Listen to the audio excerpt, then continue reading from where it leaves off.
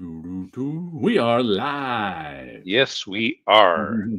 Welcome to Comics Perspectives, where we are currently running with only two people. Woohoo! We're also waiting for our first visitor. Deuces. There's balloons. Deuces means balloons. All right, we have somebody say hi. Hi, hello, and how do you do? I don't even have anything in particular that I want to talk about. I have 11 new comics, That's too much.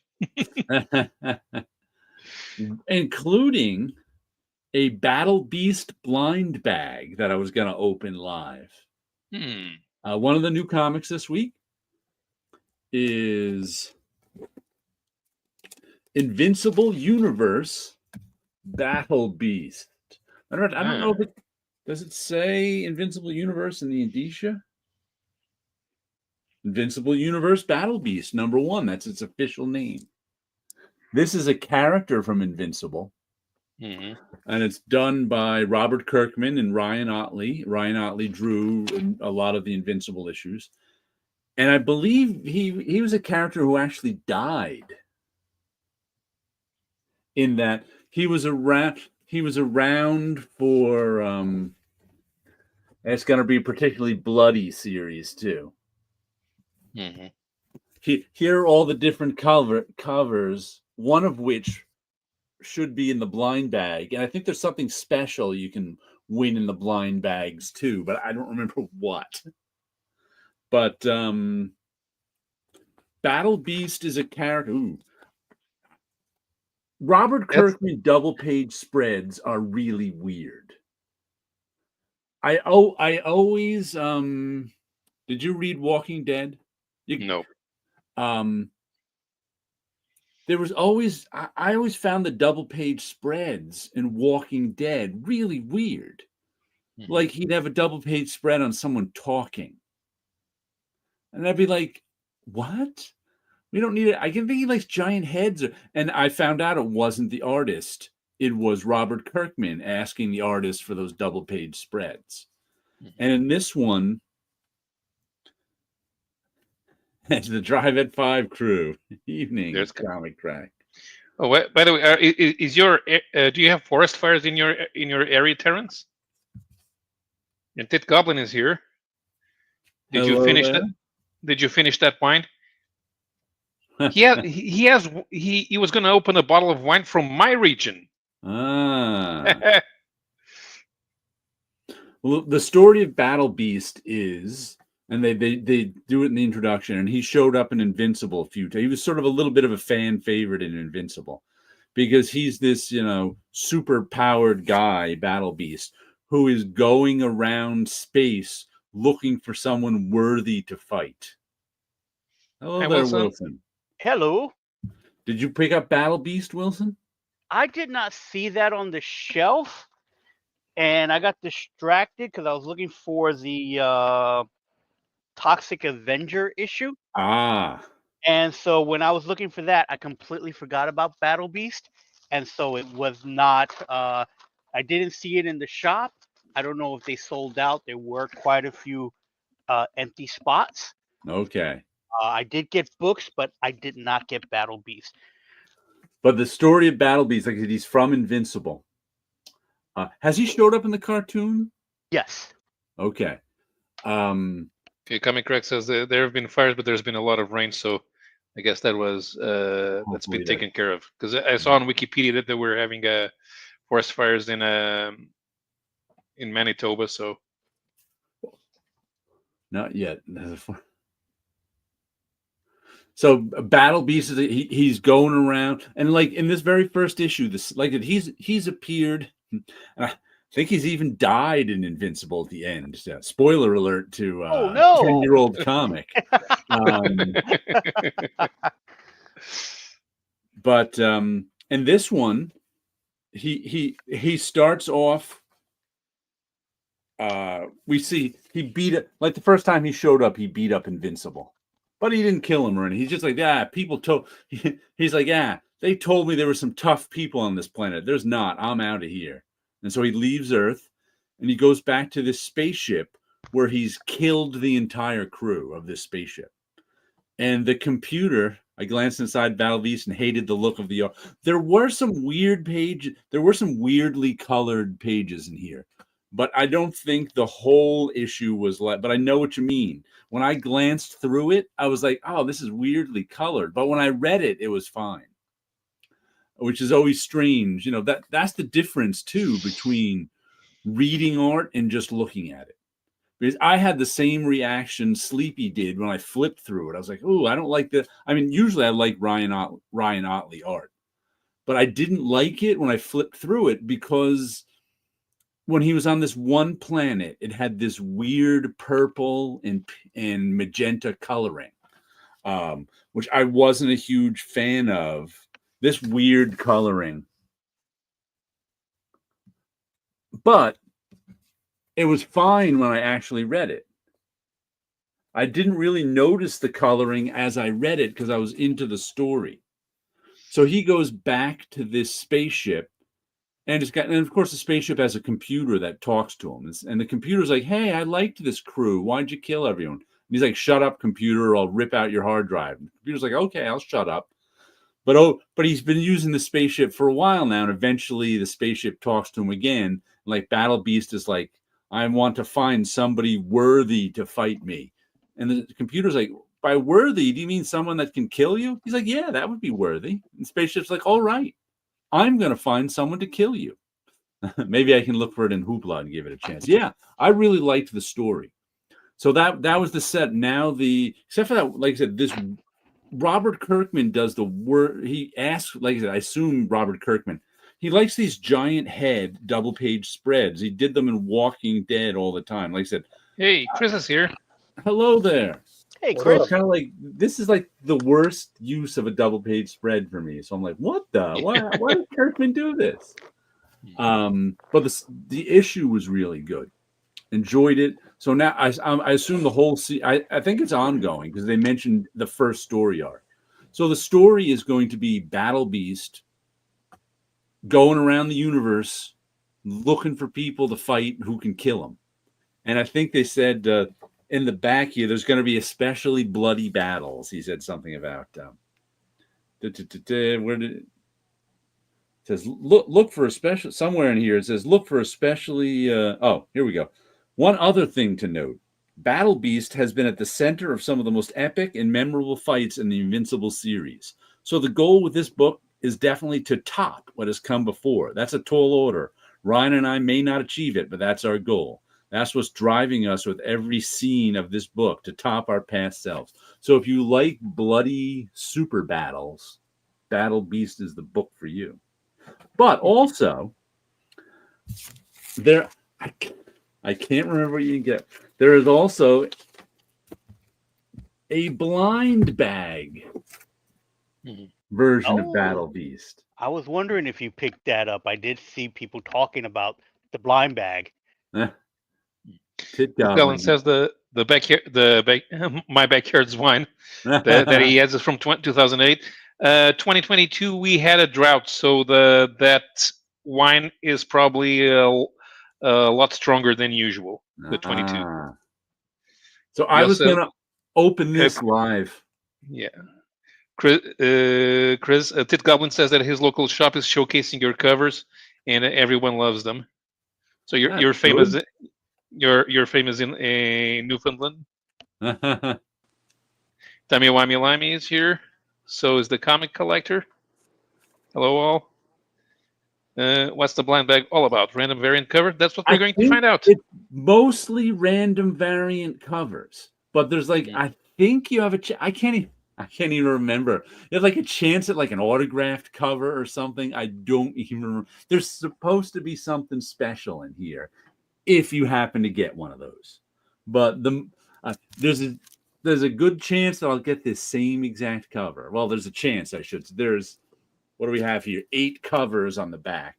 So there's a 1 in 8 chance probably that I get the same exact cover, plus whatever slim chance there is of getting whatever the special thing is. But I do like this bag art in and of itself. It is a nice looking design. Yeah. You can probably keep it inside the bag and never open it, and you'll never know. Yeah. I mean, And then at that point, it could be anything. that's a pretty good bag, too. You know what? I might open the bag along the bottom so I don't have to cut off their names. There you go. Let's see. You know what? I'm going to open this right now. We're going to get. It's I'm to the gonna bottom do of this. this mystery. All right, exclusive. We're going to find out By what the getting- cover. A straight edge and an X-Acto knife going right along the bottom. The cat is both alive and dead inside the box. Both an original cover and it's not. Ah. There it is. I think I've got the bottom. Oh, we got the bottom cut off. Are we ready to see what it is? Yes. Want to make me big, Paolo? Yes. In Whoops. biggin. Let's see. Let's see what we got. Upside down. It's upside down. I got An Invincible cover. Invincible issue 19, first appearance of Battle Beast. Ah, okay. Chromium cover. Look at that. I got a whole different comic. Invincible number 19, blind bag exclusive. That's pretty cool. Oh, so it's a different comic book altogether? Yeah, this is the first appearance of Battle Beast. Nice. Wow. From Okay, Invincible 19. I got to say, that's pretty neat. that is pretty neat. So we have a special cover for a key. Yeah, look at that. Look at that. You have to slab it now. Yeah, I got to slab it. No doubt. I'm gonna And put you it got to back read in the its other bag. one. You got to read the other one. So what are you going to rip?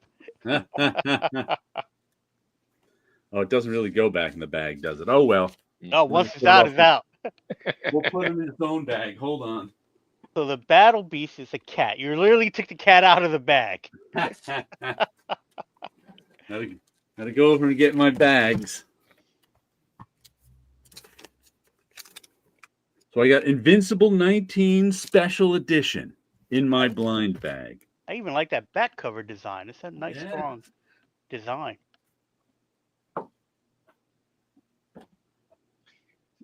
Ted Pretty Goblin is cool. using our made-up words. It's a whisper key. And that's no. First, it's a quiet key. Now, if we talk about it a little bit, it could become a whisper key. Hmm. Because a quiet key, nobody's whispering about. But a whisper key, people are whispering about. Mhm. And if it's And pawn number one, it's a shouting key because everybody has it. But before that, it could be a murmur key. A few people are talking about it. Mhm. And And I'm it becomes a guessing, background noise key. I'm guessing this first appearance of Battle Beast's cover copy probably wasn't on the original. Well, that's pretty cool, I think. Yeah, I think that was Hey. pretty fun. Hey, Yeah. Vin is here. Hi, Vinny. Long time no see. Hello. I love that. Now I wish I ordered more blind. The blind bags were the same price as the regular comic, too. And that's how they get you to get more. Yep. Hey, it was a different comic. Worked for me. Yep. And it was fun opening it on. Hey, But- it's actually better than getting a variant cover to the same comic. Yeah. It's a whole different Got comic. something new And to I did read. not have. I was buying Invincible in the oversized hardcovers. So I don't have Invincible number 19. And did you find your Toxic Avenger? I did It- not. I did Ah. not. I was looking on the stand, and it was like I didn't see it there. Yeah, I did not You had see to that. pre-order it I looked for it. Yeah. in order to get your where is it here? Your Chris Geruso pinup of There it is. Toxic Avenger, the official handbook of the Marvel Universe style. We can't sit here and name all these guys because I don't know any of them. Yeah, So the me guy with neither. the broom is a Toxic Avenger, No, there we go. We got that. and that's all I know. Whose leg is that going off? I wonder. That's Jimmy's. Can you name all these characters, Chris, or have you forgotten already? Well, the guy whose leg that is, that's Jimmy. Who's the plant guy? Wilson knows the cowboy deep cut. Honestly, it's been too long. I couldn't remember them any. all. Yeah. I'm gonna figured name. you have. I'm gonna name the plant guy Weed Whacker just because. Weed Whacker. There's a There good you name. go. I would say the giant Godzilla-looking monster is called not Godzilla. No, he's called Mudzilla because he looks like he's Mudzilla? made out of mud, so it's Mudzilla. Oh, He okay. is. I forgot. And There's there's the the- radio. There's the think of it. snorkel right above the broom, the mop. That's what I'm going to call that guy. And here are the killer plants. Oh, Triangle Face. He's obviously Oh, the Godzilla looking thing. I think his name's Paluto. Paluto. Which, and the big pink guy in front of him is called Pluto, and so I think he might have been a version of Paluto. Ah. And garden variety Wolverine with his gardening tools. Can't remember him. Can't remember his Alright. name. Yeah, I never understood the appeal of the Toxic Avenger. I remember watching a couple of episodes of the cartoon, but apart from that, I have never watched anything Toxic Avenger, so I don't know. Wasn't it a movie? Yes. There was a Was it movie. It's Trauma? Trauma is the studio company, and they've made quite a few movies like Mhm. Class of Nukem High, Tromeo and Juliet, which, by the way, here's a little trivia. I inked the comic version. Uh-huh. There was Toxic Avenger is the one that was the more popular movie. Okay. And they considered themselves truly independent studios, truly Mhm. independent movie studios, and that's their kind of claim to fame. And I've only heard a few of the other movie titles, but Toxic Avengers was the runaway project that they had. Tammy Wimey Limey says, blind items are not my style. Always check the merchandise. They're Well, usually exactly. not my style all the time. They're usually not my style, but sometimes they can sucker me into one. Is the end part of Zilla trademarked? I don't Not no idea. exactly. No, it's not. They as long as you don't use like Godzilla itself. Like there Yeah. was a company in New York City called Godzilla Sushi. They had to change their name because they couldn't use it. But I think you could use like if someone has like T-shirts that says Catzilla, that's fine. Bridezilla, that's fine. Although Zilla itself has been trademarked only in the sense of just using the name Zilla by itself.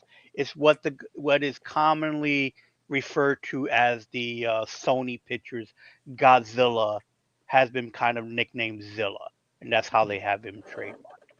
Eric P wants to know if we know who wrote Tromeo and Juliet. Was it Trillium Shakespeare? I do not recall who wrote that particular one. It's been decades since I did that comic book, and it paid crap. So he's purged it from his mind.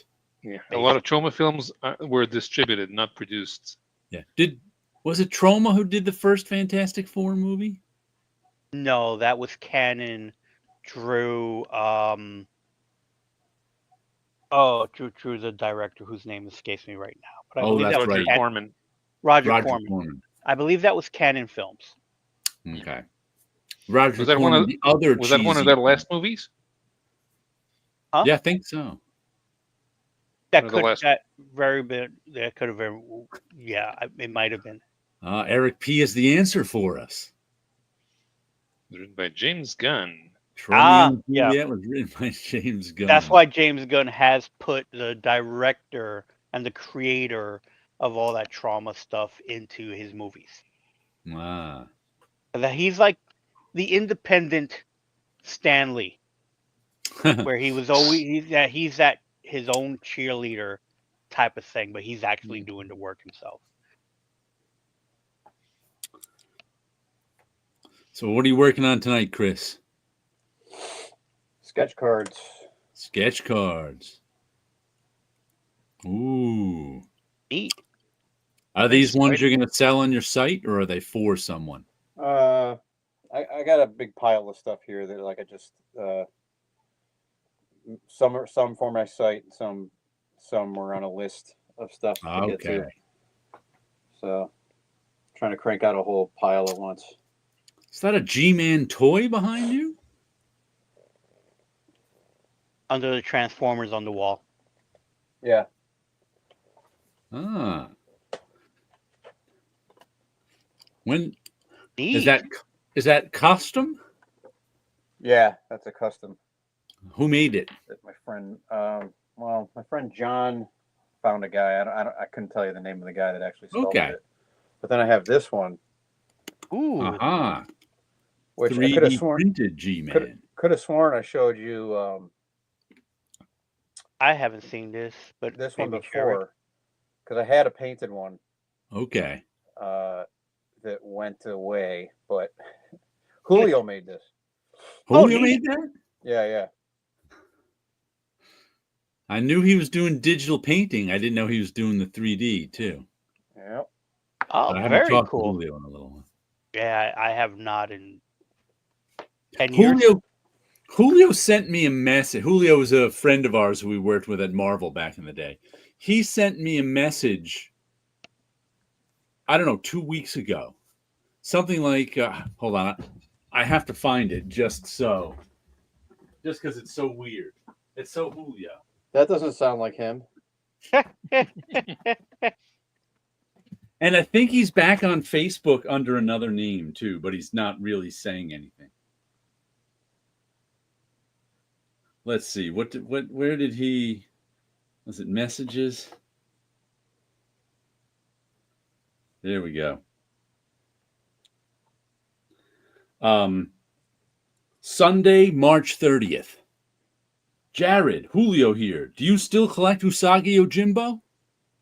And I answered him, yes, I still do, and never heard from him. Well, he got his answer. Question asked and answered. Were you expecting more? I mean, You have to lower your expectations. By Julio standards, I gotta say, yes, I was weird about expecting more. There is nothing weird about that. It's like, Jared, do you believe in aliens? Well, yes, And then I you do. answer. Great. That's usually a See you later. follow-up question. No Eric P. follow-up said needed. it. Eric P. says Romeo and Juliet was James Gunn's first produced screenplay. Oh, cool. I guess it That would have must been. be where he gets his humor from. So what's the next thing you have to come out, Chris? Next You've got week, that Hulk 25 comes out next week, and it's got Hulk the 25 181. next week? Yeah, it's the Hulk 181 variant. Yeah. That one I pre-ordered. Do you have anything else in the pipeline yet? No? No, just some fingers crossed stuff. That Okay. might He'll let happen, us but, know when it's time to pre-order. Yeah. Maybe Wilson will get it pre-ordered this time. Possible. But But I also enjoy the hunt. Just taking it off the Yeah. rack and being able to go, oh, this is here. Look at that. Though I always say this is the comment I've made on YouTube that's gotten me the most flack. When I say it's really more of gathering than hunting. All the macho comic book collectors Yes. who prefer Yes, to be hunters. We're literally Take issue picking with it that. off. We're picking it off a rack, like picking Yeah. it off a tree. That is It's not like more you're out true. in the woods with a bow and arrow looking for it. You're in a And it's- store. And it's not Double moving dipping. around. That's the other thing too. It's not moving around. You're gathering it. You're not hunting it. 62 lefty lose. It's here.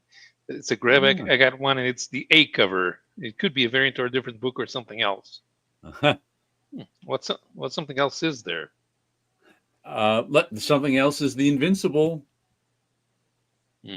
Something like I got. Well, And that's the different. That's the he different got book. this.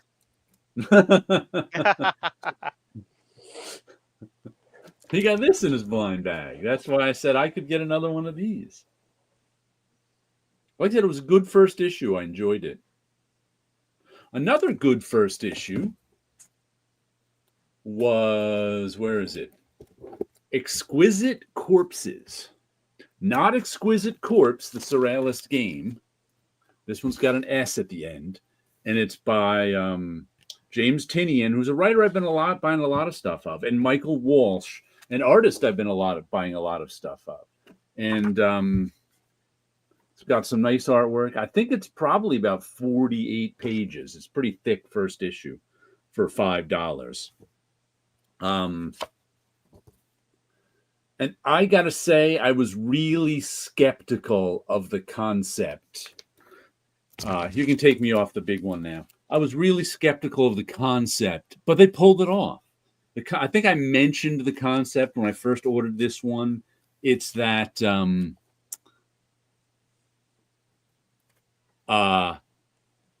13 families from the original 13 colonies have been secretly running the U.S. since the beginning. And they've fleshed out the details of it in this. Every 5 years, they hold a contest to see which of the 13 families is going to run things for the next 5 years. And the contest is they find some small town, they kind of cut it off from the world, and each one finds some sort of assassin, agent, whoever, to fight for them. And whichever of the 13 ends up the last one alive, that family gets to run the 13 families for the next 5 years. And I was a little skeptical at such a silly concept. I believe I said, if you drop 13 assassins into a random small town in America, a lot of people with guns are going to show up to kill them. It's like, and it's a little silly in that they make it believable that these 13 families can run it. But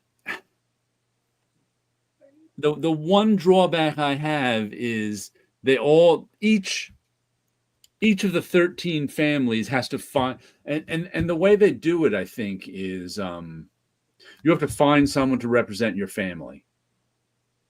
And that person, if they're the last one alive, gets $100 million. And their whole, whatever, if they were in any sort of trouble, it's cleared up. Anyone who dies, their family gets $1 million. And some people like to get maniacs. Some families like to get pros. Some families, whatever. But they're all using different weapons. And one guy is a strangler. He uses his bare hands. But the other guy is like ex-Navy SEAL with a gun. And there was only one showdown in the first issue. And they had one guy, a strong man, who kills people with this giant cartoon carnival hammer. The guy with the gun just shot him in the head from behind. And it's like... Well, he deserves it. It's like, really? You're sending a guy in with a giant cartoon hammer against the guys with guns? It works for Harley Quinn. Each assassin is covered by a different creative team and overseen by Tanya. I didn't realize it wasn't Walsh every issue. That's the next 12 issue. Okay. Like I said, I think they pulled the 4 issue, despite my skepticism about the different weapons. I think they pulled off the first issue pretty well. I enjoyed it thoroughly. So if it's the 13 families, it's going to be 13 issues. I guess so. and then waiting for the giant 400-page compendium, which is a smart thing to do. Yeah. I don't know if each issue is going to be oversized, but First Speaking issue of was. giant compendiums, wasn't there a collected edition of the comic adapting the Spawn animated series? I don't remember. Would you have bought that if you had seen it? No. I would not. It's not a 299 Spawn comic. No. No, Or like- I did not. I was watching somebody's video on YouTube, and they had in the background of the video, and I was like, "There's 4 of them, Marvel Alien omnibuses," Hmm. and I was like, "There's 4 of them out already? Holy cow!" I first of all, I'm sure it's all Dark Horse material. Yeah. But I did not realize Marvel already got out 4 omnibuses full of Aliens material. That's all. I don't think I've ever read any of that material except for stuff that ran in Dark Horse Presents a little bit. I read a few of the miniseries, and I enjoyed what I read. Yeah, I heard they were pretty good back in the Dark Horse stuff back in the day. Yeah. But I never really read it. They were The a lot only of aliens fun. I've read is Wildcats Aliens. The Death of Stormwatch. Mm-hmm. I did also get another copy of The Great Gatsby just for the cover. Huh. So I bought this just for its moody watercolor cover, used off, so I had to clean it. It's a little wonky too, but I pressed it under some books. But I'll add this to my Great Gatsby collection that I bought just for the covers. No notes in it. That was I the kinda- copy he took with him into the pool. Sometimes, like the very first Gatsby, like I wanted when I first started doing my own illustrated version, I ordered a copy off of eBay. Just like, once again, these are $5. There are so many different printings of Gatsby. You can get one for $5, shipped and taxed. I probably still have mine from high school around here somewhere. And I got one that I could mark up as I was doing the illustrations. And that one also happened to, she put her name in it. Some high school girl, it was her copy of it with like notes written in it, because she obviously did Gatsby in high school and took notes in the class. So last week, I think it was, I put in eBay Gatsby with notes, and I finally found a copy today that another one that, once again, some probably high schooler has their notes in the margin when they were reading Gatsby for their class. I'm like, oh, that's kind of cool. I want to see their notes. Well, notes written by a teenager. Yep. So it'll probably have something like, "This chick is totally hot." No, mostly I think they get their prompts from their teacher. Right. Because we have a novel a Portuguese novel that we have to study in our junior year, and random reads. Hi, Kevin. Says he loves annotated books, so yeah. Yeah, I matter of fact, I think I showed it a couple weeks ago. I got an annotated version of Gatsby too. Because the novel that we have to study, the parts that we focus on are not the parts that the teacher wants us to focus on. Right. But it's even 30 years after you quit high school. Those are the ones that you still remember. In particular, the first chapter is a complete description of the family's house. Uh-huh. And by complete, I mean really complete. Everything that's on the tables, all the candelabras, the type of wood. Yeah, they have it. It has it. And then we skip to the decent parts, which is when we find out that they are brother and sister, and they've been banging, which is the other part that all the kids remember. Yeah, annotated version: Huck Finn, Frankenstein, and Gulliver's Travels. Ooh, that'll. The first annotated thing I ever got that someone gave me, I don't know, back in the 20th century sometime, was the annotated Sherlock Holmes. It's 2 big hardcover volumes of all the Sherlock Holmes material. And holy cow, they were like the original obsessive fandom, Sherlock Holmes fans. Yeah. They have So lots of they crazy brought him ones. back to life. Yeah. Because the fans demanded it. Yeah, exactly. They could have they could have put that on the cover because you demanded it. Sherlock Holmes returns. That's like, but they didn't have an annotation for the one question I had from watching the Jeremy Brett Sherlock Holmes, and it's in the book too. There's this one character, one of the villains, who is mad at Sherlock Holmes, and he's sort of in his villainous den mumbling to himself, and he goes like, what is it? Holmes the meddler, Holmes the busybody, Holmes the Jack in office. And I was like, Jack in office? Yeah, the Jack in office. I mean, it sure sounds like it's some variation of calling him a jack off. But I'm like, what exactly? And I've never been able to find out what Jack in office means. I've tried looking it up many times. It's not in the annotation. You haven't found out? No, I haven't. You just said it, didn't you? That's what I think. But that doesn't mean that's what it is. Oh. Just whatever happened to Mr. Know-It-All? He's only in your mind, Chris. He's the guy you get angry at. Random Reed says, yes, the Holmes ones have the annotation editions are extensive. He has a Huck Finn one with over 400 pages, published by the Twain Library. Well, yeah, the Huck Finn is also something that a lot of people spend time studying. Yeah.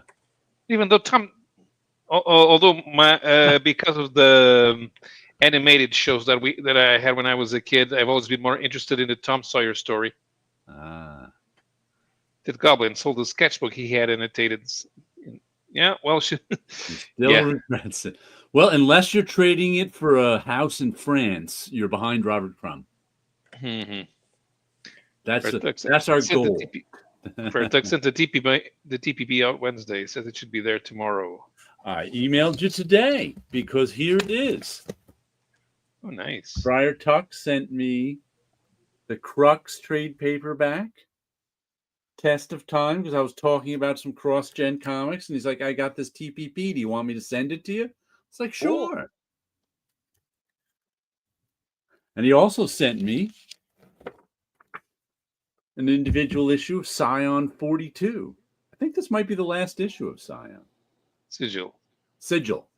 Yeah. Scion's the one I already have. Pardon me. Is 42 the 42 might be the last one. Well, it's not going to say last one in it, even though I'm sitting here looking. Right, because everything got canceled without resolution. Yeah, I think it ended suddenly. Excellent. It made it more. You had this thing bomb-proof packaged. I was like, holy cow. Yeah, that thing probably flagged something in the post office. Yeah. I think there was. Let's see. There were these two with backing boards on either side, wrapped in a plastic like comic bag. That was in sort of a plastic mailer. That was in a cardboard mailer. And that was in cardboard with tape wrapped all around the whole thing. Very nice. He wrapped that one up. Yeah, it came through nicely. Oh, Steve Epting did this one. I didn't realize that. Mark Wade writer. I see you guys love your post office as much as I love mine. Yeah, post office. Oof. One of Well, the that- funniest things I ever heard from a mail carrier was, people stamp on it, fragile, do not bend. They don't have time to read that. They handle so many things. They're not reading the actual package itself. No. It's like, I don't know why people put that there. And I gotta say, 95% of the time, the post office does a fabulous job. Yes. That other 5% that you're like, whoa. But it's that 5% that's amazing on how crazy it is.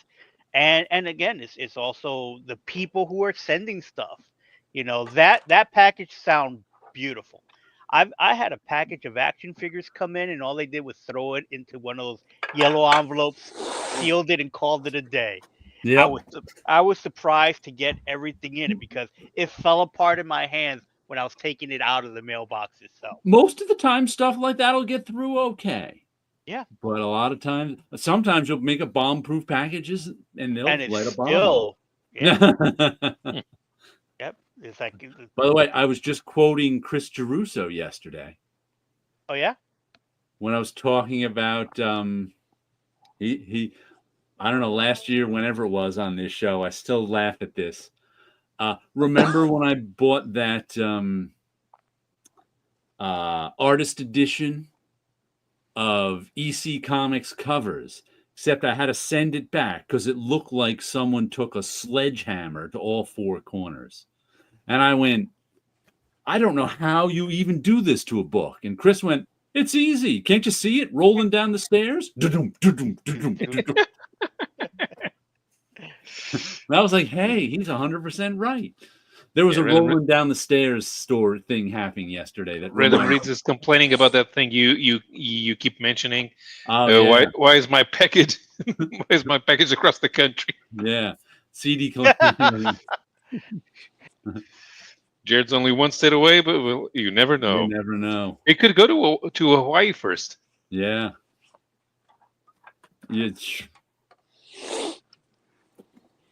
Most stuff is pretty straightforward, but sometimes you're like, what? Why is this in Missouri? yeah, no idea. No idea how that works. Is that the way to pronounce that state? Yes. In some quarters. From what I've been able to gather, you have to be from Missouri to be allowed to pronounce Missouri. Yeah, I may have overstepped. I'm not 100% yes. sure. Uh-oh. You're culturally appropriating Missouri. And if you're from Appalachia, you better say you're from Appalachia, not Appalachia. Why would anyone pronounce it Appalachia? The vice president. Yeah, well. And during his campaign, claiming from to there, be but from he doesn't know? Appalachia. And everybody from there was like, what? So did that get him in trouble? He's from the city. Did that get him in trouble then? The Appalachian Mountains, which are the continuation of the Scottish Highlands and of the Norwegian fjords from when it was only Pangea. Way back when. You can tell by the dinosaur bones. Which some people from Appalachia probably think were planted there by the devil. Why don't you show us a comic, Wilson? What did you get today? Sure. So I had some books waiting for me there because they're this week's books and the previous week's books, and some that I pulled off the shelf. So I didn't put these in any order. I just took them out of the bag when I got home, and we got Usagi Yojimbo. All right. This is I just read that one story, today. 10,000 plums. You know what's weird about that? They pretty much that's issue 3 of 5, but they pretty much wrapped up that particular story. And I've noticed they do that with this. They're putting out miniseries, but the story doesn't necessarily last all 5 issues. So he could just continue it. So Yeah. you can get into the story and keep going. It's not a bad idea. Yeah. We also have Transformers issue number 20. Robots in disguise. That Shadow looks like Megatron. So what's the last back. issue of Transformers you read? Well, this is issue 20. I'm pretty sure I read issue up to 7. Okay. So I have ooh, this a printing mistake? A printing mistake? No, I it looks like they ran out of blue ink, but I think it's actually on purpose. Ah. But when I opened it up and flipped through it real quick, it just looked like it was like A mistake. it didn't finish printing, but no, it's just they just used a light blue for it. And as we continue with some giant robots, we're moving over to giant monsters. Godzilla, Here There Be Aliens. Ah.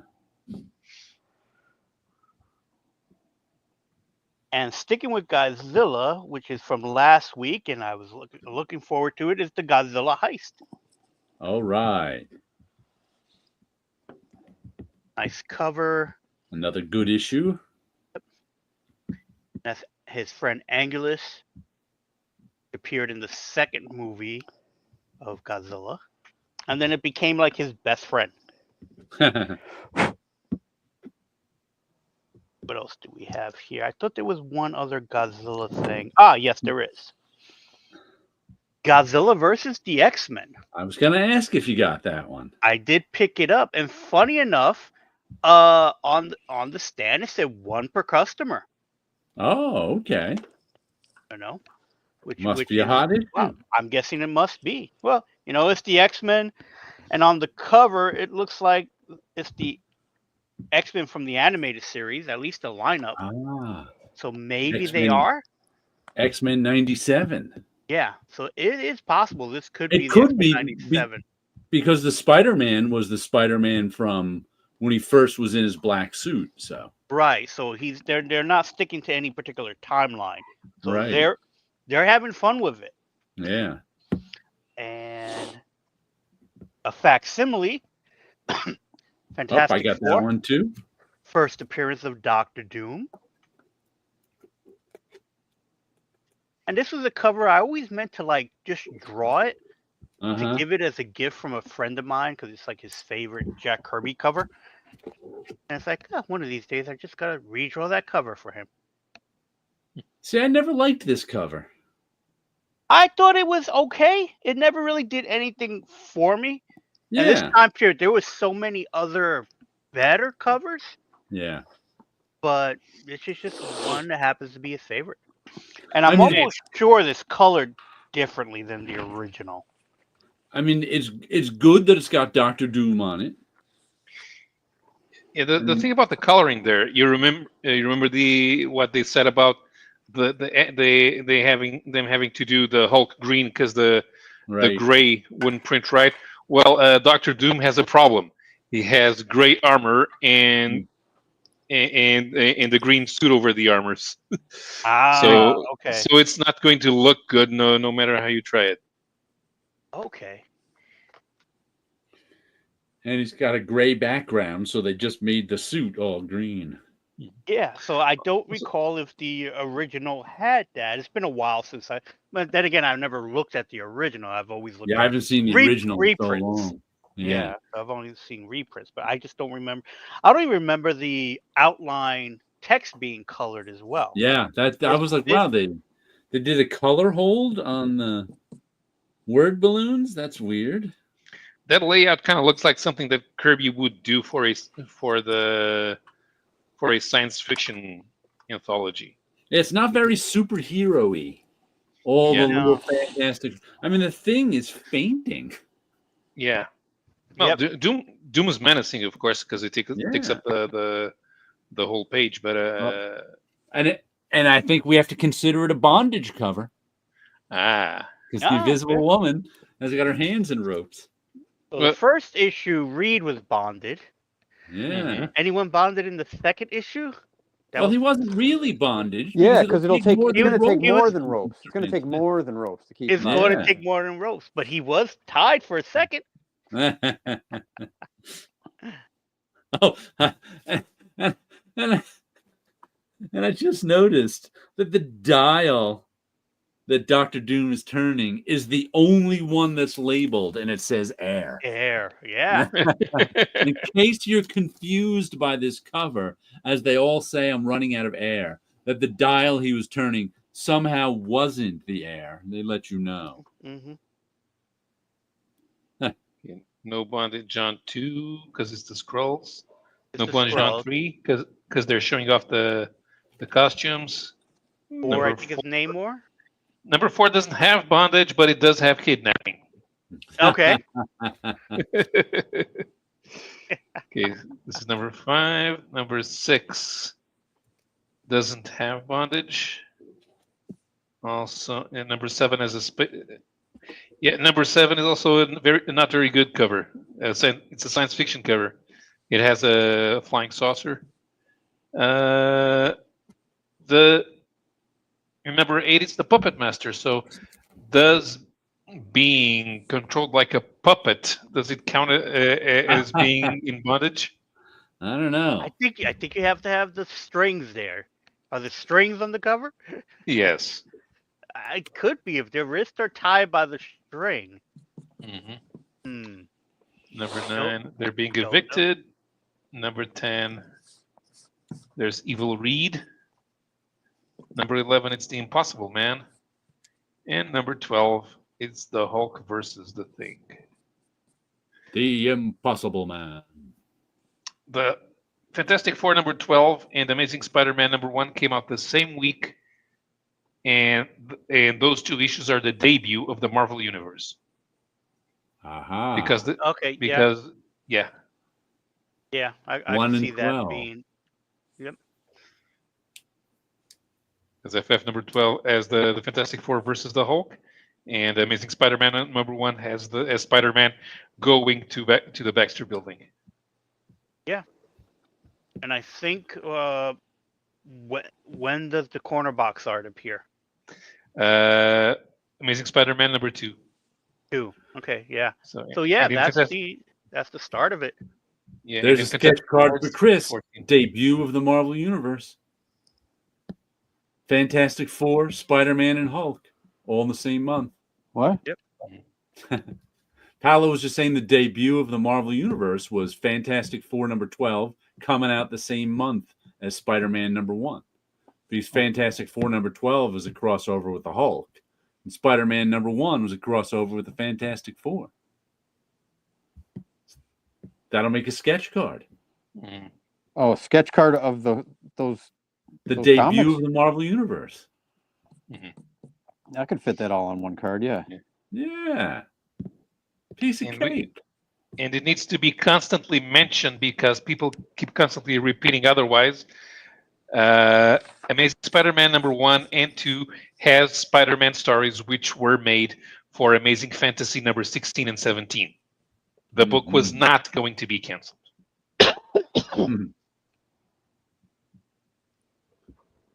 But people insist on repeating it. I corrected somebody last week on one of the Marvel Facebook groups.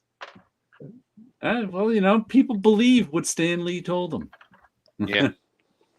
But wasn't there, again, I'm just going by memory, wasn't there at least a year apart between publications? I think it was 7 months, something like that. But you can tell from the production codes, because the stories have production codes, a letter and a number. The numbers that are written on like the first page of those old stories. You can see somewhere there's always a number, the production code. And Amazing Spider-Man number 1 and 2 have one 14-page story and one 11-page story, which is a weird format.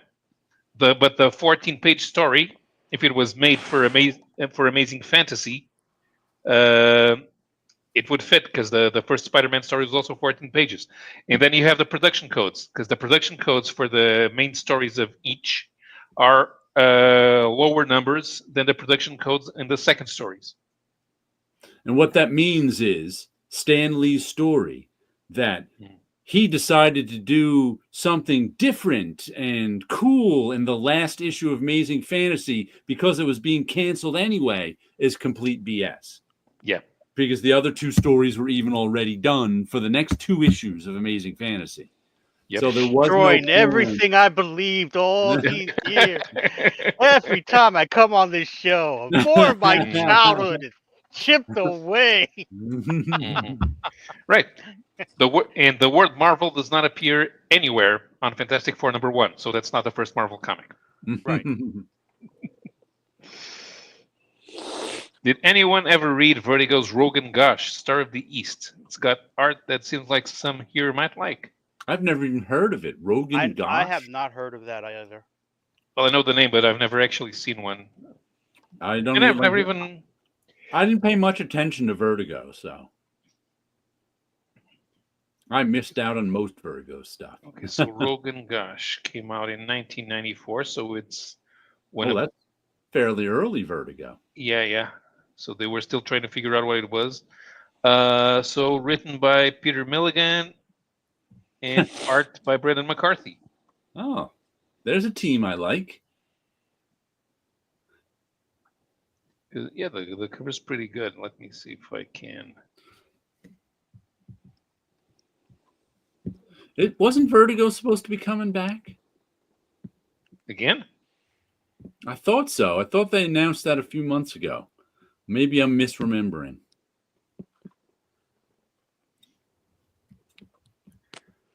Okay, let me see if I can put the full image.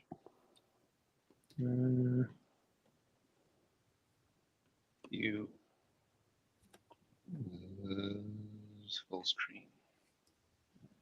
Let's see if I can.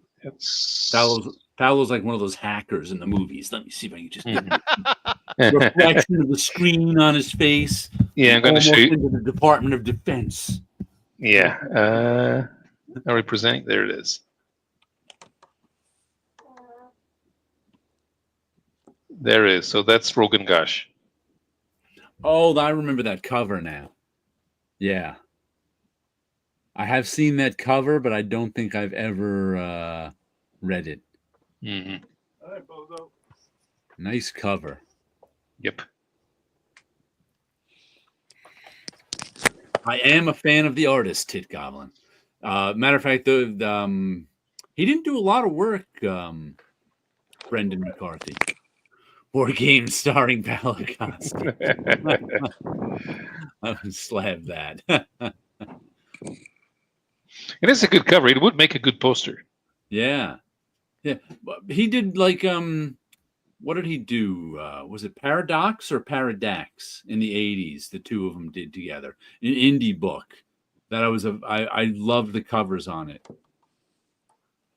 I painted one of them on a jacket for a friend back in the 80s. I have no ideas. Let me see. I bet it's right over here. So there's a cover. There's a cover to 2000 AD here. Star Lord Summer Special. That's what? Where is it? Strontium Dog. Strontium Dog.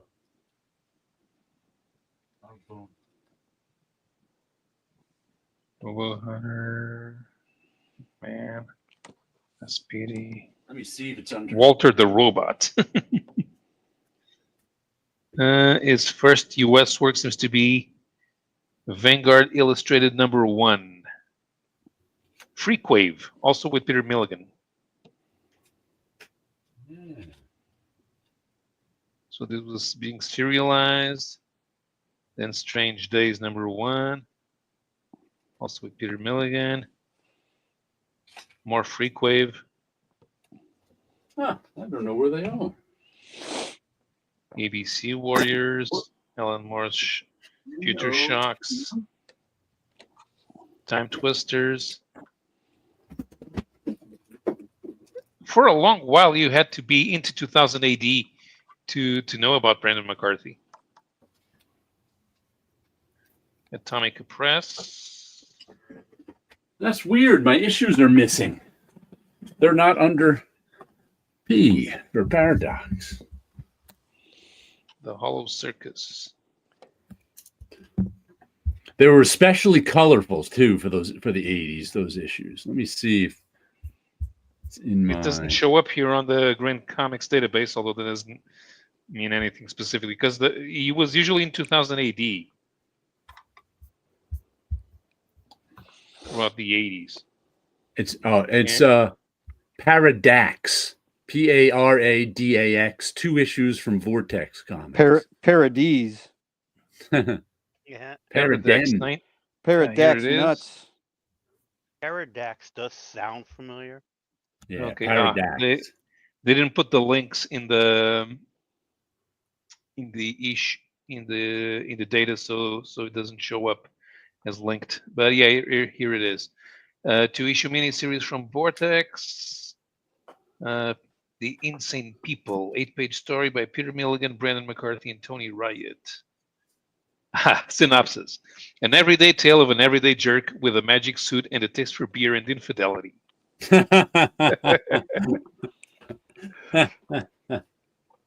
Good stuff. What? Yeah, but this is. I'm not sure if this is a 2-issue miniseries because obviously this is an anthology. Yeah. Oh, what was the name of the other one? Strange Days. I think that was more of them. Yeah. That's the same thing as the movie? No, Strange Days is also a Peter Milligan, Brandon McCarthy anthology. So there's Paradox in there, but there's also Freakwave, and Freakwave was the one that appeared in Vanguard Illustrated. Oh yeah, my Paradox seemed to be in with my Strange Days because there's issue 1 of Strange Days, and all of a sudden Paradox shows up. You're probably keeping them together because they're hold them up.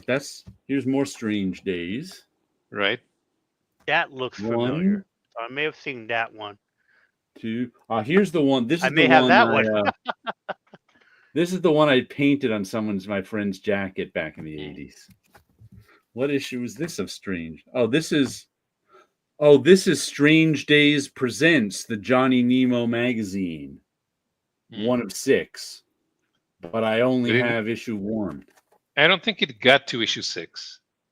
Yeah, I don't know that it did either. But there it is. Strange Days featuring Johnny Nemo. Although Comic Crack should know because he's the Eclipse expert. Okay, so let's see how many issues of Johnny.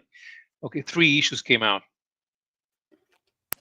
All right, and this is Paradox number 1, and this is Paradox number 2 remix. Remix. What makes this a remix? Now I got to open it up and see.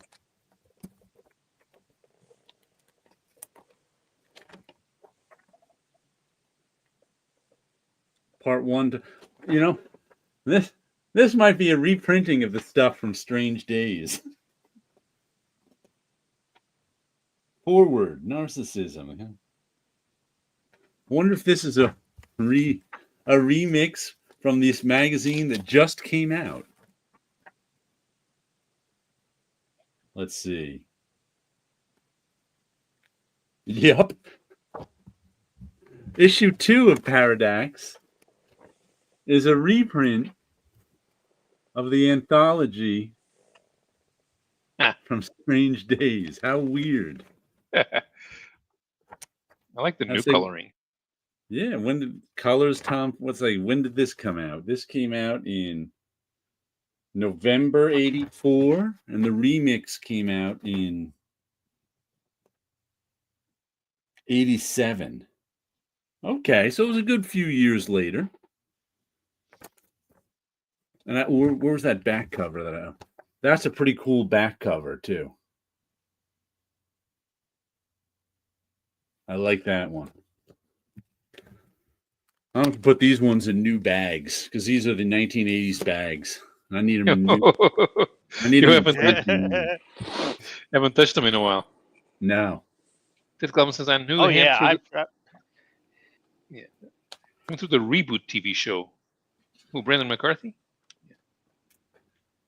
Okay, Meyer Greenblatt is here. Hi, Meyer. Good day. Friar Tuck was asking if we're looking for Strontium Dog because he apparently he did a Strontium Dog story in 2080. I don't really know Stronium Dog. Friar Tuck says he'd love to see the jacket. Yeah, You I don't gave have him my You friend. don't have a did that. picture. You don't have a I don't picture even of have it. a picture of it. No. I Yeah, can Comic show Crack. you my new jacket I was just wearing, though. Hold on. Yeah, Comic Crack confirms 3 issues of Strange Days. And Ted Calvin loves the covers. Nothing to I do only with ever Paradox, painted but one jacket. this is the one I was just walking in the streets of Manhattan in. It's got this on the back. And on the front, Very cool. it's got the 2 eyes. Giving It's got, Cashier the Evil Eye. hold on, I gotta unbutton the art wasps on the pockets. And tattoo women on the sleeves.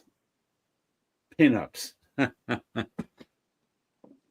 So this is the one I painted last year that I was just wearing.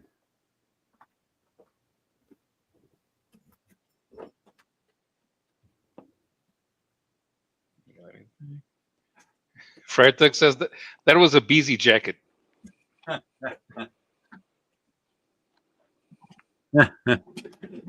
It sure is. Lots of stuff on it. Paradox, Johnny Nemo magazine, Strange Days presents.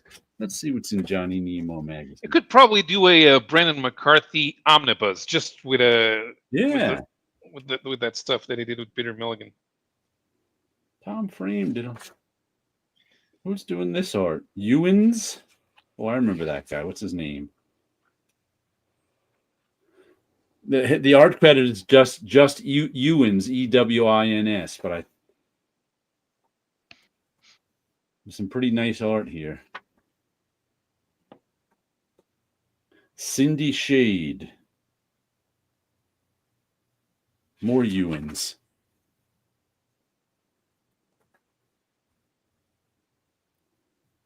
Nice stuff. I liked this British new wave stuff from the 80s. It was pretty cool. When did Johnny Nemo magazine come out? Was this the last one? 1985. No, it was in one of the earlier ones. Let's take a look at, what is this? Eclipse. The books that Eclipse was putting out in 1985. Let's see what I got. Tales of Terror, #2. That was a EC-like anthology.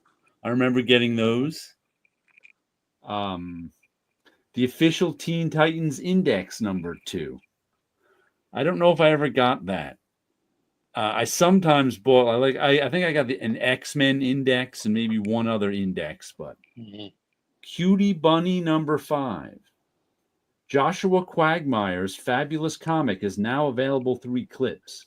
Don't mix X-Critters versus Captain Huey in the Nice Guy League of America. You ain't seen nothing until you've seen Dark Cutie. I've never read Cutie Bunny, but I remember it. Bedlam #1 and 2. Bedlam #1 and 2, an amazing 2-issue collection of stories by 2 of today's most popular artists, Steve Swamp Thing Bissett and Rick the One Beach. Pick up both issues in color for the first time. That sounds like something I would have bought, but I don't remember it. Bedlam 1 and 2. Aztec Ace #15. I'm shocked Aztec Ace made it to #15. I had no idea. I remember buying Aztec Ace like the first issue or two, and then it just never came out. And Chuck Dixon did a crowdfunding of an Aztec Ace omnibus about 5 years ago, I think.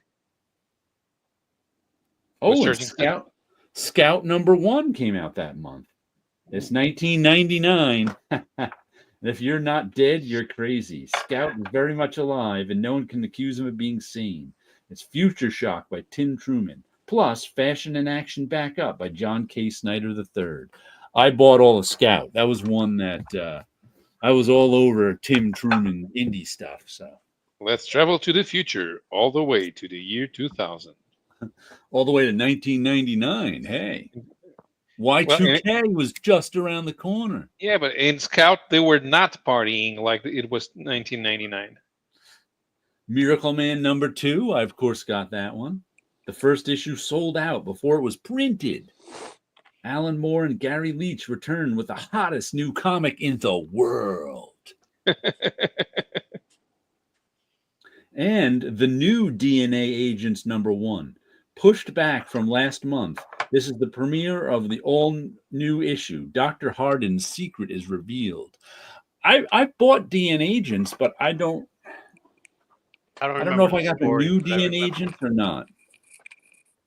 I think I got the new ones, but that's one of those that's like no memory of it. Timey Wimey Limey says animated jacket paintings. That's the next stage. All right. There was six. No, Grand Comics Database has 3 issues of Strange Days and 3 issues of Johnny Nemo. Ah. And they both go from 1 to 3. Nothing goes to #6. I'll have to try and track them down. Why not?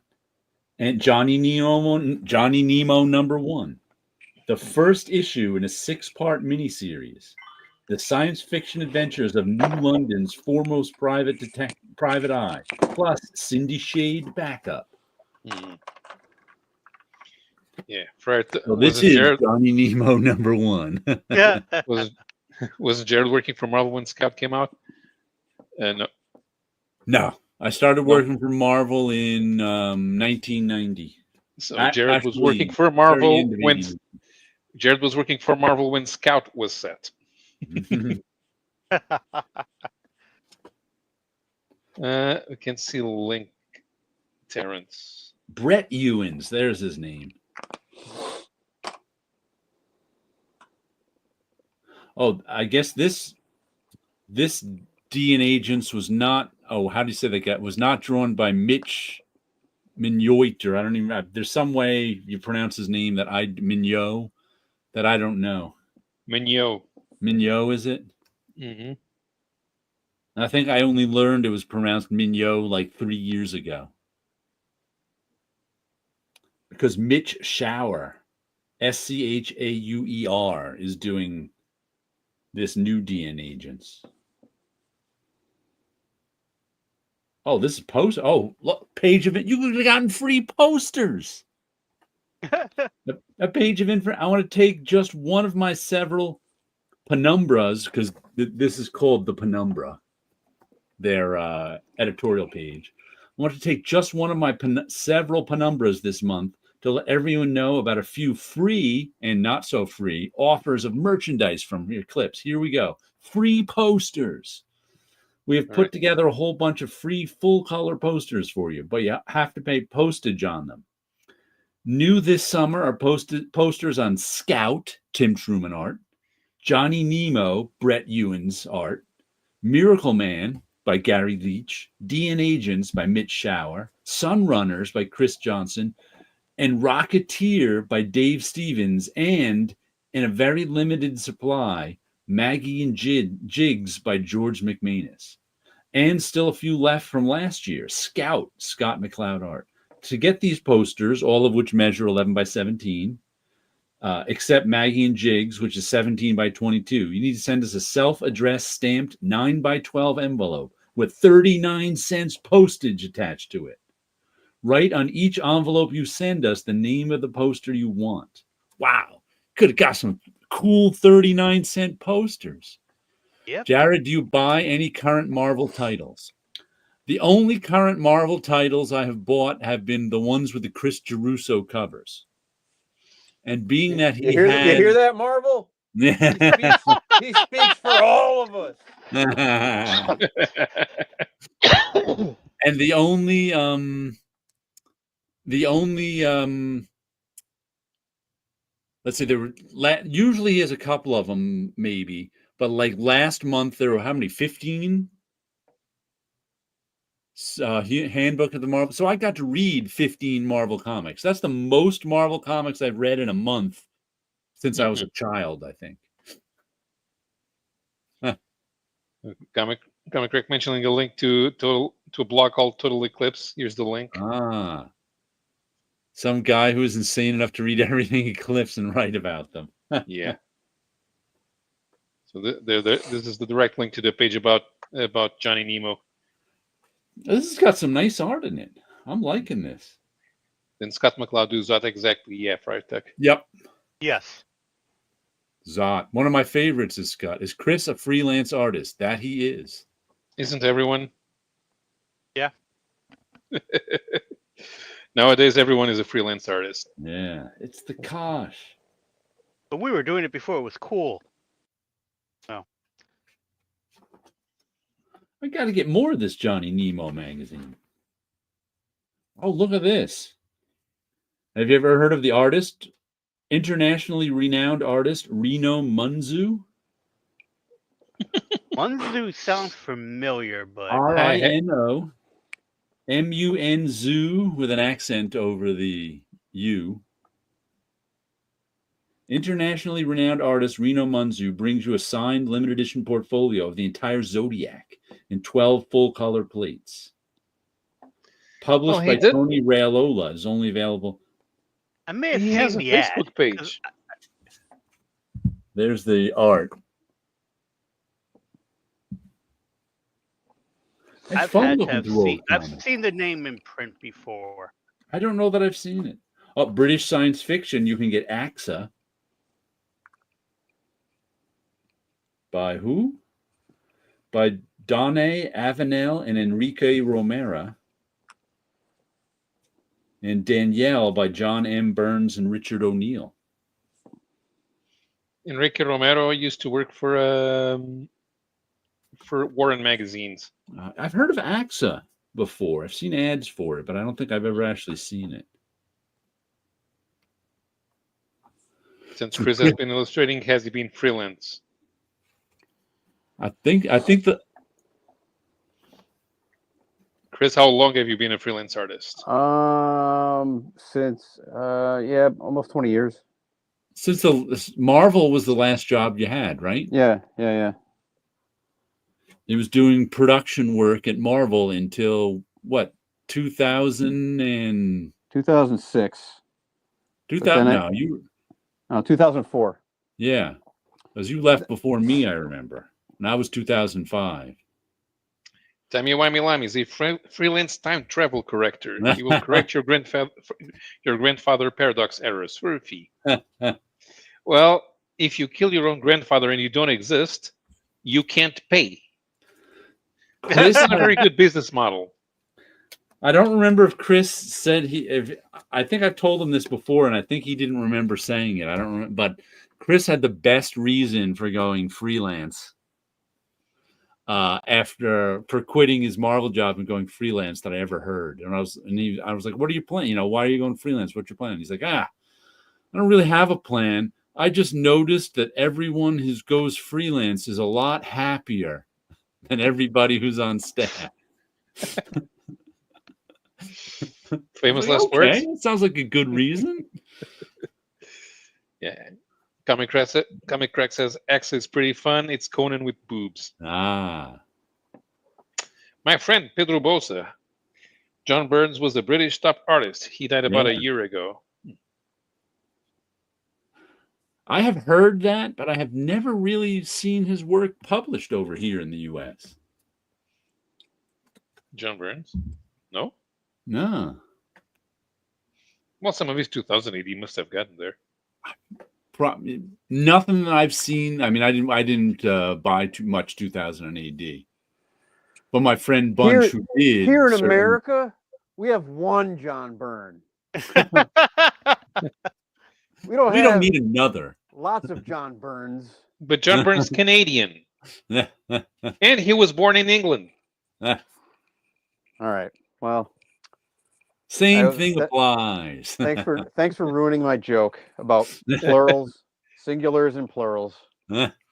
There are no jokes with John Byrne. He will send all of his minions from his forum to attack you.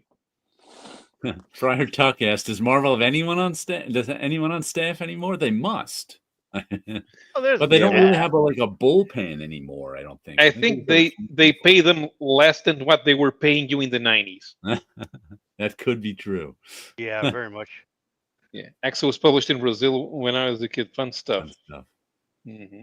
Who published Axel? I can't remember. Sequential Geek is Friday. here. What's up? Hey. Cheers, Nasta.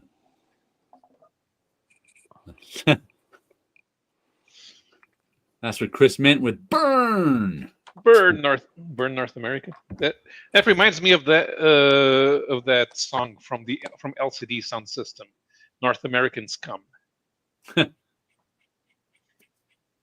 Ebal were they were still around when AXA. Amazing, because Ebal was they were the guys who published all the lame Superman stuff from the Silver Age. Ebal used to be the biggest comic book publisher in Brazil through the 60s and 70s. Then Editora Abril, who mostly were publishing Disney, they started getting rights to superheroes in 1979, and Ebal went down the drain soon after.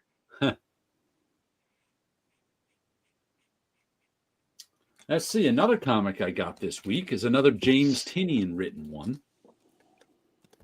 Nice cover on this one with what's the guy's name? The artist, Fernando Blanco. This is, I guess, should be the villain of the piece, World Tree. Some nice, fun art, and this is the one that takes place. Well, hold on. First, the setup is 20 years ago. Some, internet programming guys discovered some sort of artificial life underneath the internet. They called it some sort of artificial life form evolved. They called it underneath the internet. And they managed to bottle it up or something or destroy it. But now 20 years later, they find out it's back. And the lead guy who was sort of the lead of all these friends, he was the brilliant one, came up with this plan that they were going to try to beat it back again. But then he died, and then they had to follow his plan after he died. But that didn't really come to a resolution. Then we got to the origin of this woman, and now this issue, then they started having flash forwards. Like this issue takes place in 2049. So this issue is about the sort of dystopia that happened after the Undernet took over. But there's still a couple of people alive who I think are trying to defeat it. It's weird. It just kind of shifted its whole vision. So it's been issue 14 we're only on too. But it's been a good story. I've enjoyed it. I kind of liked the shifting vision. Now we're in the future. I don't know if they're trying to change the past or save the future. We'll have to see. But it was a good issue, all taking place in 2049. The far-flung future. Here's this was the Brazilian original cover to the Brazilian reprint. Shouldn't she have an axe? She doesn't have an axe. She got a sword. And boobs. And boobs. Johnny Nemo magazine. I got something to look up after the show tonight. I want to see. They probably have them on mycomicshop.com, of course. It's like to order something. She always used a sword, not an axe. For like ordering stuff from mycomicshop.com, I only order from there like once a year, maybe. because the shipping eats into everything. Shipping ends up being like $10-$12. So it's kind of like, I don't. Yeah, you want to get You like can't a just buy stack of one books. comic. Yeah. You need That's to a- buy at least $50 to make it worth. Yeah. Because you can, it's $50. It's $50. Is it? But it's worth Yeah. 60. But Then you're like, oh man, then I got to spend $50. Which, if it was at the comic shop, I'd have no problem spending $50. Yeah. But somehow, putting it on the credit card is like, and of course, I've got my $10 limit now, so I can't buy them now. Matter of fact, you should have seen me desperately fixing my the oldest part of my computer setup is the speakers. I've got a set of Harman Kardon sound sticks and subwoofer that are from the early 2000s. This is like the third or fourth computer I have them set up on. But they've been falling apart lately. Especially since one of the sound sticks, which is, it's a plastic tube with 4 little speakers in it and a weighted bottom. And they're really nice sound on them. I'm just so used to the sound, too. And the one has fallen over so many times that it has come apart, the 2 halves of the tube. And there's also, like in the other one, if you look inside the tube, that's the one that hasn't fallen apart because there's like, you can see little copper wire down the bottom of the tube that is shedded from the wires. It's like, oh, that's probably not good. So this one, it fell apart, this one sound stick, and I put it back together before. And I put it back together again, except this time it sounded like a blown speaker. You know that sound a blown speaker makes when you can hear like paper flapping? And up on the high ends, it distorts, or the low ends, I should say. If someone starts getting loud, you get distorted sound. It's like, So then I was like, oh, what am I going to do? I don't want to buy new speakers just because I don't want to buy new speakers. So I was going to hook up. I've got my boombox from the 90s. I was like, you know what? I can hook that up through the headphone jack or the aux out jack and use that. So I had to go out to the garage. There's so much stuff all around this boombox that when I tried to get it out, all this stuff fell on me. So then I had to spend an hour picking up all the stuff. Brought the boombox inside, found out I didn't have the right connector. The right connector was only $5, so I ordered it. And then I was trying to set it. I'm like, oh, this is too big. It's never going to go in the same spot. So I'm like, let me see if I can fix it. So I spent the next hour trying to fix that speaker. I'm taping it up, doing this, doing it. I finally got it in the exact right spot where I'm like, all right, it's all taped up the side. It's all shoved in its housing just right so that there's no distortion. I'm like, all right, I'm just going to leave it like that now. So I got my then I had to put the boombox back. So I spent about 3 hours wrestling with the speakers. That's too long. You should have just buy a new one next time. Comic Crack says Domu is up on Lone Star right now. Been tempted to grab the 2 issues I'm missing. Go back Katsuhiro Otomo. And Eric Priest says, unless they got something from my wish list, I only ordered from my comic shop for free comic book day. Free comic day. I was just lecturing my friend Ed. When are they going to end free comic book day? I don't know. Well, it was just sold because Diamond owns it, and I think Diamond's bankruptcy. Someone finally it went through, and it was sold. They were bought, and then there's been some massive layoffs today. There was layoffs today. There were layoffs today. I didn't see that yet. Yeah. But they were bought, but then some other company who said they had the high bid, but it wasn't accepted, sued them. Mm.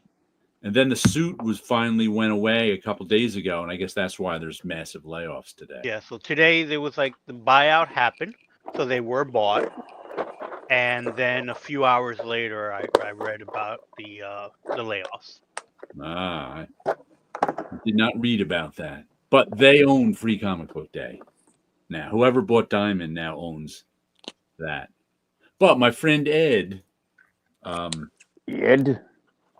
who like another one of my lapsed comic book fan friends, and he went to the comic shop for Free Comic Book Day, and he was like, and he went to I don't know where he went to the comic shop. It must have been a real small one, but he's like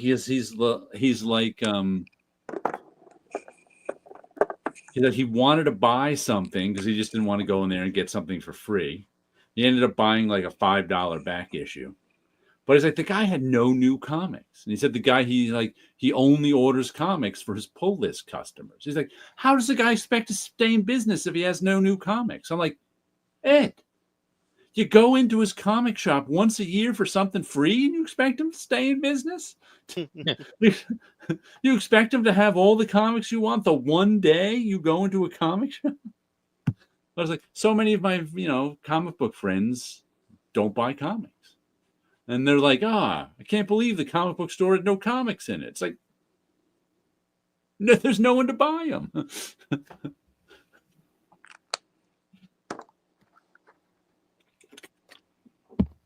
But it always amazes me when they're like, there's no comics in the comic shop. Well, maybe if you went more often and bought some comics, there'd be some comics. Yeah. Just like I've known people who, like, when some random hot comic makes the news and they go into the comic. I think Ed did this to me once a few years ago. Some random hot comic went to the news, and so he went to the comic shop to look for it just out of curiosity. He's like, they didn't even have it there. I'm like, you know how comic shops work. They have to order those a months in advance. Of course they didn't have it. Yeah. If it makes it into the news, you're too late. Yeah. Diamond got bought by Alliance Entertainment. Alliance Those were the guys with the highest bid. What was that? I think those were the guys with the highest bid. Were they? I don't remember. I don't know how the. I can never quite remember the correct timeline because who sued, who didn't? Because yeah, I think those were the ones with the highest bid.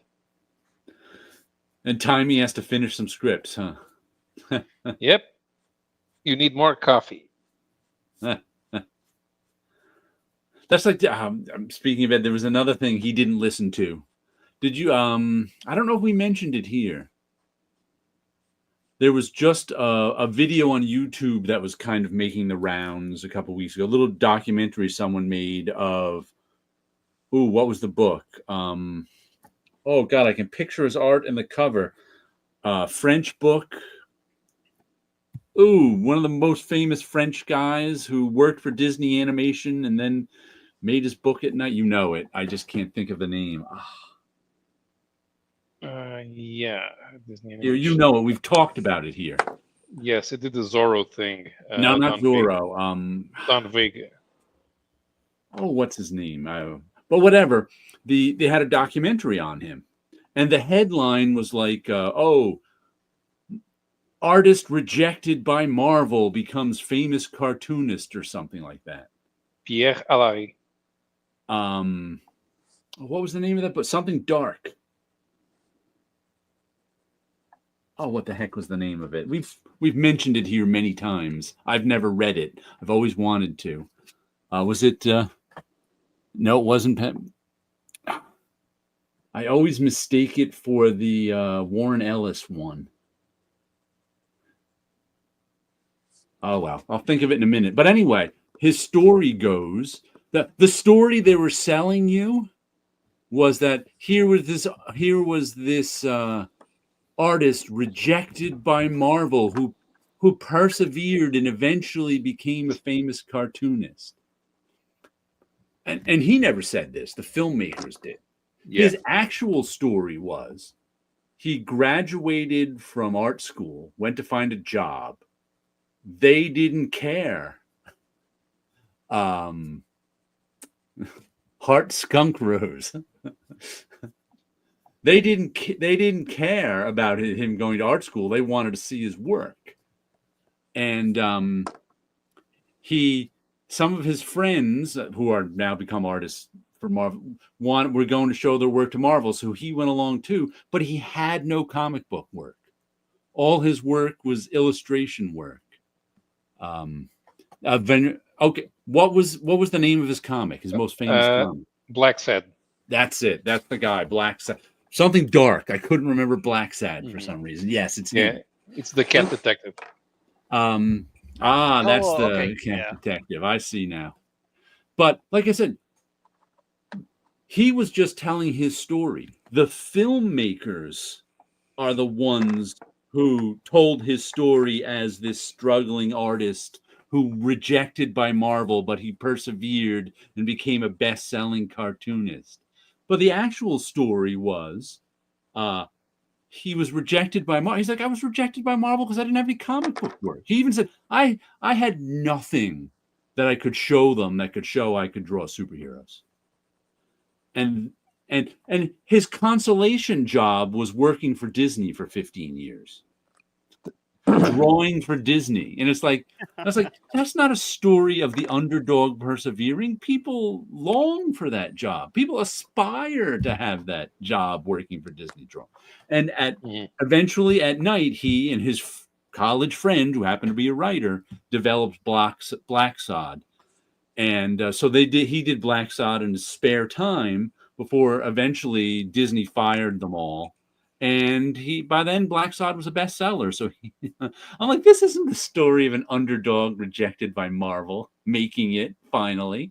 It's a story of an artist with a good career. Yep. But it's the sensationalism that sells. Right.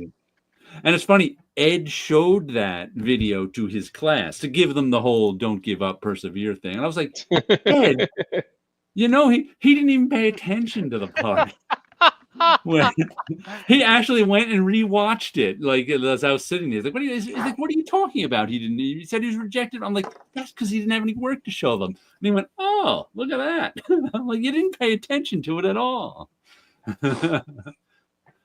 But it was like, it was amazing that it was like, the filmmaker's story was completely different than reality. And it wasn't because he was just telling his story. The filmmakers were framing it because, like I said, the headline was Marvel artist rejected by Marvel. It's like, yeah, I had no comic work. Of course they rejected me.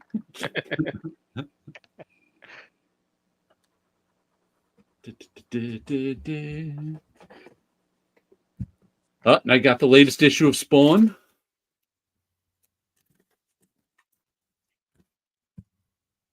Hold on. God makes an appearance. That is God right there. He finally shows up. That is Where Nick. has he been all this time? I don't know. They haven't explained it. What a schmuck. But this really has an early 90s pin-up storytelling vibe to it. It was well done. And I completely didn't read this page full of text and didn't even miss it. Uh-huh. He brought that back. That's from his early books. Yeah, didn't even miss it. But it was a good, continuing Spawn story. I enjoyed it. I think Todd McFarlane besides that big block of text, has finally turned a corner in his writing. I got to say, this is because when he was writing Spawn just before this, it was not good writing. This is solid, not the simple mistakes writing that he's done for years and years. So it only took him 35 years to learn how to write.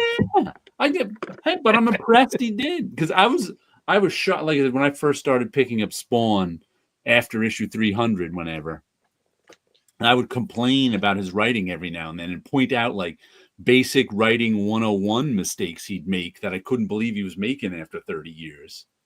It's like, it's not like that. It's actually pretty good writing now. Yeah.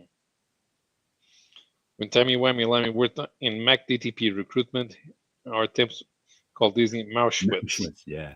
There was something that was always called the Disney tax that we were aware of, which is that Disney paid less than they paid less than other companies to do the same work because there were so many people who wanted to work for Disney that they could. So that was called the Disney tax. How much less you'd be making working for Disney. Watch the first half of the MC Hammer documentary. You'll know that money never runs out.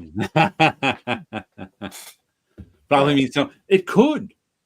It's credited to Todd McFarlane, though. I mean, usually he had other things that with who Rory McConville was writing with additional script by Todd McFarlane. So he was must have added some stuff in there. It's written by Todd McFarlane's Motown band. Todd and the Love Checks. Yeah, Todd and the Love. Yeah, this one says just script plot, Todd McFarlane, art, Brett Booth.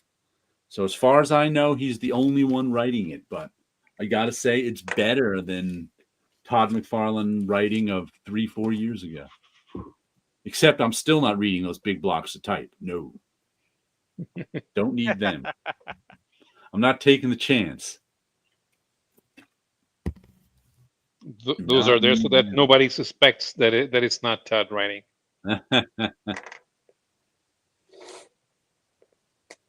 Some of the other books that I got this week is Absolute Batman issue number 8. Oh.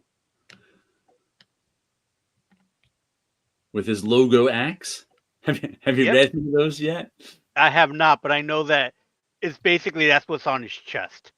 Yeah. And he pulls it out to use right. it. The bat logo on his chest is an actual axe now. Yes. Gotcha Man issue number 9.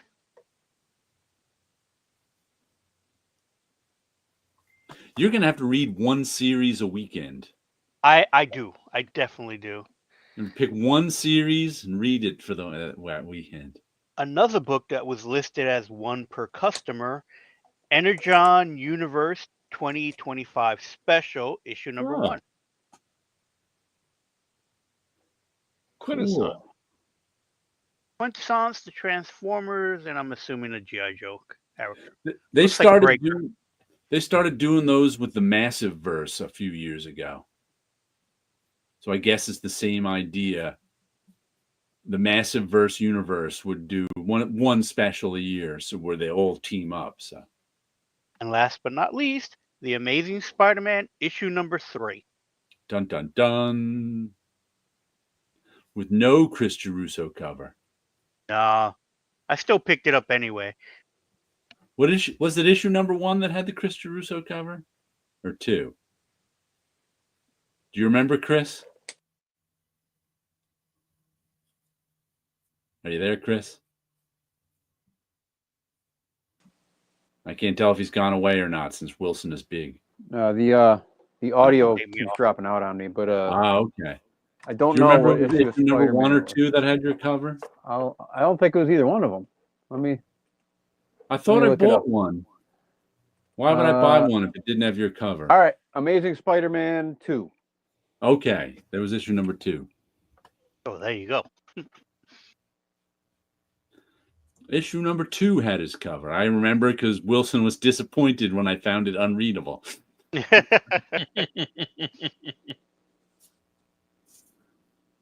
So I have to say, out of the 15 Marvel comics I bought with Chris Geruso covers, I found only 2 of them to be terrible, which isn't a bad batting average. You know, there was a good 3 or 4 of them that were pretty darn good, and the rest were okay, and 2 were terrible.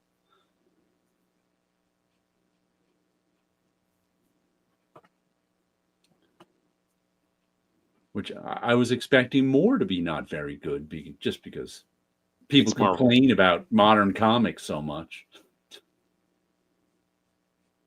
Well, at least you didn't get anything with Jeff the Land Shark. Nope. But Chris will draw that. Don't you say he won't.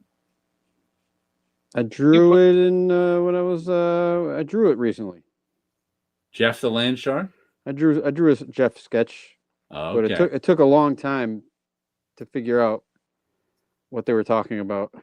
Ah. So if someone asked you to draw Jeff the Land Shark, so you had to look up. Yeah, that's Jeff Well, Lynch. I was like, I don't even know what you're saying. Like Jeff the Land Shark. I'm like, what? Jeff the Land Shark.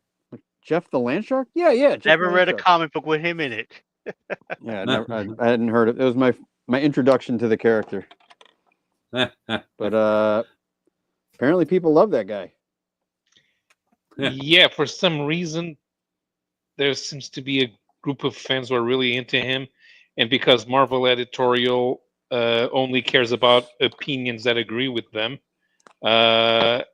it's the only character that they're willing to push. It sounds like Whoa. it sounds like you want Jeff the Land Shark to get off your lawn. Sounds like I want to track down that first issue. What's his first appearance? The thing about Jeff the Lynch Shark is brands need to have some consistency, and Marvel hasn't had any consistency for a while, and they're not going to get it with Jeff the Land Shark or Spider Boy or Gwenpool. I think you're wrong. I want the first appearance of Jeff the Land Shark. You can have the first appearance of Jeff the Land Shark. West Coast Avengers. West Coast Avengers? Is he an That's the old exact character who's issue. been brought back or a new character? It's a new character. It's a new character. It's Okay. a shark. It's a cute little shark with legs. It's not a. It's not like they turned Dr. Demonicus into a shark with legs. It's an actual new character, and it's a shark with Sounds legs. to me like this Jeff the Land Shark really annoys Paolo. So the No, character he- first appeared He keeps in tearing West up the Coast. lawn. Well, but he doesn't annoy me as much as Gwenpool. Okay. I mean, people agreeing with me makes me sad. Debate me, damn it. We'll debate you from the future. Present you, we're not interested in. So get in your time machine and come back here. He was created is- by MODOK. Okay, let's pick it up from the last time. Deckard is not a replicant. There. West Coast Avengers number 6. Okay. Okay. Where did you get that little figurine of him, Wilson? This was from the Marvel Legends action figure. So this one came with one of the characters. I don't recall the character's name. It was one of those toys that I bought because of the it had a part that I needed for a Build-A-Figure. And then Jeff was one of the accessories. So they got the toy out pretty quickly, huh? Oh yeah. But he's been around for a couple of years I keep now. Jeff up here. Okay. I keep Jeff up here on my top of my desk with Mrs. Lion from Spider-Man and His Amazing Friends. and Miss Lion came with Firestar. So I'm making like my animal Avengers up here. You need some squirrels. The Deckard question is my absolute number 1 favorite pop culture debate, and all your points have been fully noted.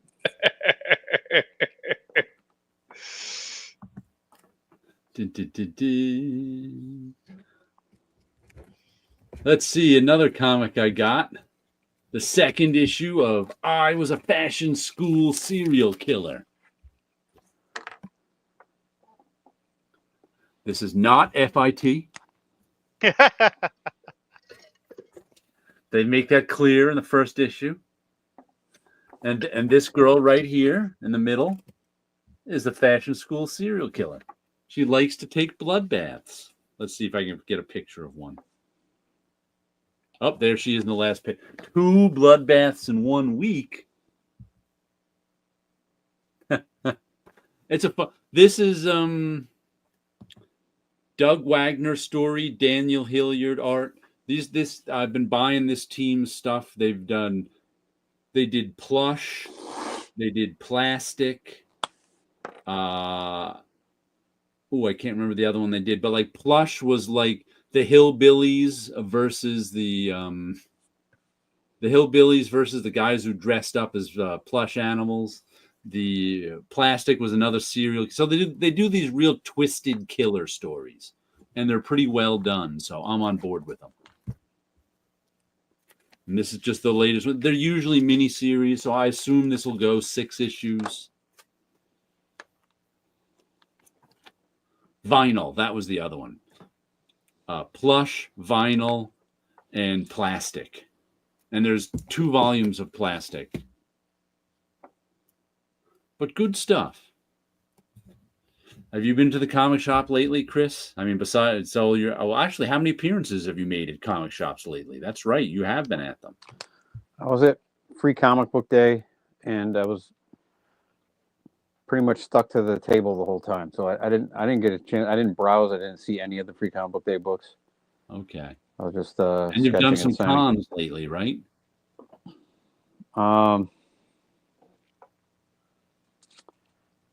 Yeah. Well, I just did like a little show here. But it wasn't a comic show. It was more of a collectibles show Okay. with some comic book guys there. Yeah, man, I got nothing.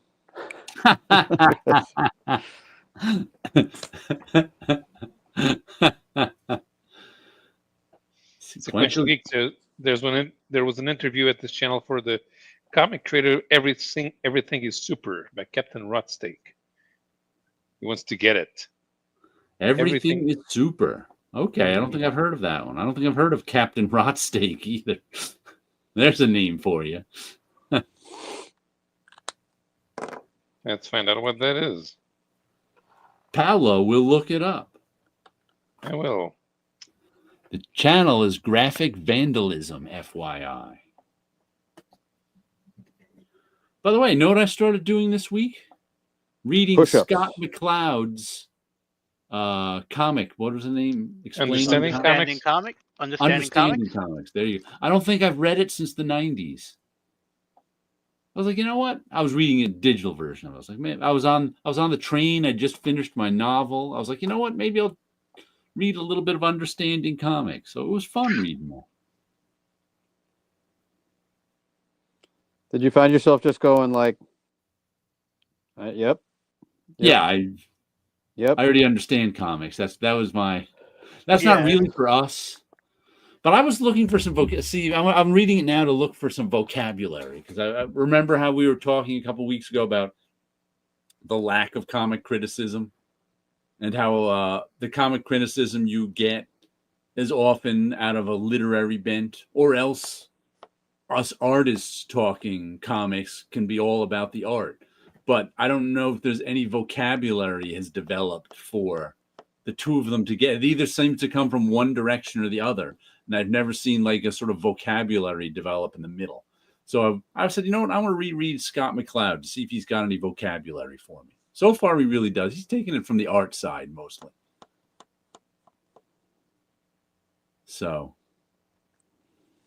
let's see if you can get another one wrong. Was Total Recall an implant or did it happen? Total Recall. Who cares? Who cares? We just care about the 3-boob chick. Yeah, Total Recall. What kind of discussion can you have about Total Recall? Get to Mars. They interviewed them a while at Superhero Comics. But I have the cover to the trade paperback here. Aha. Yeah, I don't think I've ever had much of a discussion about Total Recall.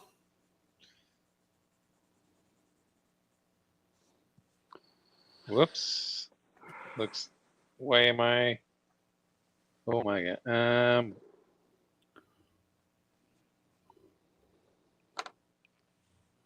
seem to be blocked.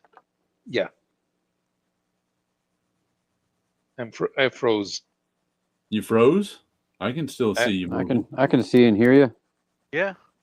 Oh yeah, but the Firefox window is frozen for me. I can hear you, but I can't see anything move. Oh, okay. Well, you better restart then. We'll see. I can't tell if he froze or it's just. I think he froze. I think he froze. Yeah. Superhero. That's the guy that did the Spider-Man bootleg, isn't it? I don't know. Oh, at least we're three together, and it didn't make us one person really big,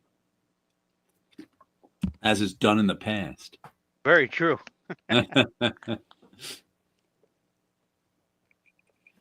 Dee. Now I've got, when he was saying why, I've got, why are there so many songs about rainbows going through my head? But there aren't. There's two. There are two songs about rainbows. The Rainbow Connection, which is itself, and Somewhere Over the Rainbow. That's it. There are no other songs about rainbows. It drives me insane. There could possibly be a third one, an obscure one, but no, Nothing there are that no. you know about. Nothing that I know of. There are not so many songs about rainbows. What about you, Chris? How many songs about rainbows do you know? The two Wilson mentioned, and then Left Eye raps about a rainbow in the TLC song "Don't Go Chasing Waterfalls." Okay. So it's not in the title, but she Right. says at some But the point when she song does. itself is not. It's about waterfalls, not rainbows. It just mentions a rainbow. You're right. Yeah, so about songs I agree. about rainbows. It's like, And that's the only thing that popped into my head. That's the best I could do. And again, at least that's something more than anyone else has ever said. Yeah. She's a Rainbow, the Rolling Stones, says Comic Crack. Okay. Which once again wouldn't be about rainbows. It's about she. Well, if she is a rainbow, then Pocket Full of Rainbows, Elvis. That could, I don't know that one. I don't know that one either. Pocket Full of Rainbows could be about rainbows. It could, and it's in the title, so that makes it at least Rainbow closer. in the Dark by Friar Tuck. See, now that sounds like a metaphor. Right. Rainbow in the Dark doesn't sound like it's about rainbows. It sounds like it's a metaphor. Sounds like it's about getting high, man. Would not surprise me. But at least Wilson's getting some answers. Yeah. At least I've gotten more answers tonight than I ever had before. Tit Goblin saying, Chris, what's your current favorite art supply currently? Favorite art supply? Your favorite art supply. Do you like your pencil, your pen, your brush, your markers? See, I don't know if well, okay. I mean, I like the stuff I use. So, if anything, I would. What are some of your current favorites? Current favorites. Well, it's got to be this thing. Aha. What type is that? It's a zebra. Okay, I think I have one of those. Aha. Zebra. Kuretake. It's like a Japanese pen. I get it from jetpens.com, and this is one of the ones that I will take a hacksaw to the end of it. Refill? So, yeah. Open that up, and then... you can't just pull off the cap? With a you pair can, of but then you can, but then you have, like... It's a lot further to aim. You can't see what you're doing. Oh. You can usually take the sponge right out of there. I don't know about that brand though. Well, if you take the sponge out and put it back on, then it just leaks all over the place when you add to it. So it's best to just leave it put. Okay. Eventually it clogs up, but you can extend the life significantly. Which ink do you use when I want to refill it? Yeah. Just Speedball ink. If you use Kohinoor Ultra Draw Rapidograph ink, it won't clog up. Is that right? There's this stuff right here because it's got glycerin, which is you can actually put a couple drops of glycerin in that ink too, which is a surface tension breaker. And it you telling me this stuff? Is that the same stuff, Rapidograph ink? Kohinoor? Yeah, that's Kohinoor. Yeah, I think it might be this Ultra Draw. Yeah, same stuff. Yeah. All right. Try that. for paper. New favorite. Woohoo! New favorite. It won't clog his pen. Yeah, because regular ink will eventually clog your pen, but that stuff won't. Your pen tip will still wear down eventually, but that takes longer.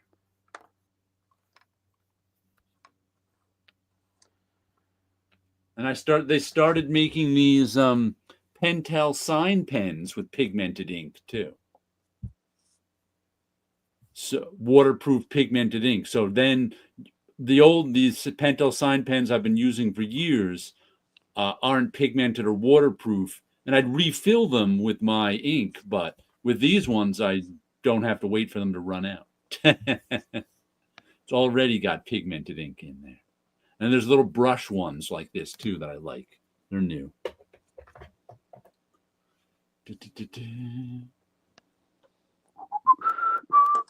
And do you have a favorite art supply, Wilson?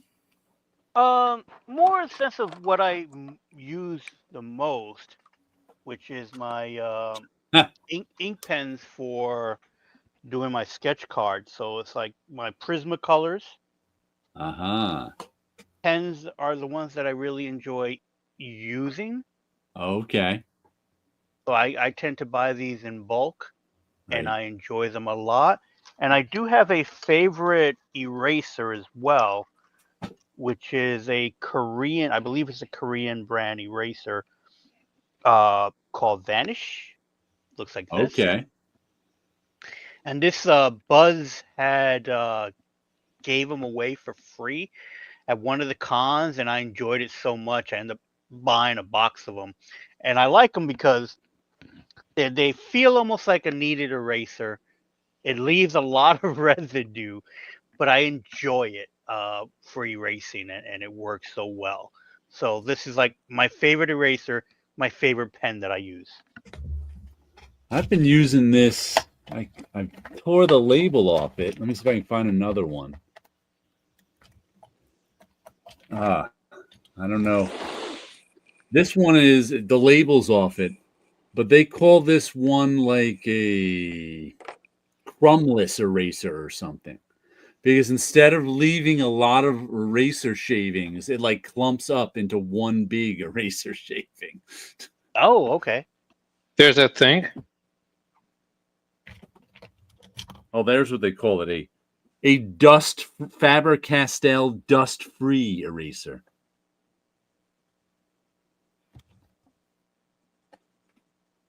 Oh, there's that comic. Yep.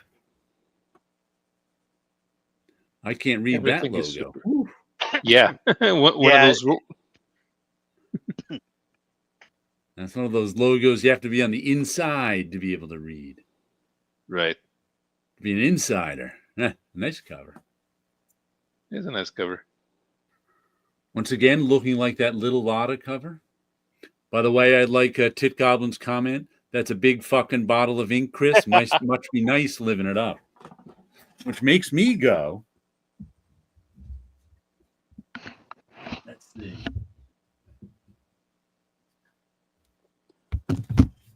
There's 4 big bottles of ink.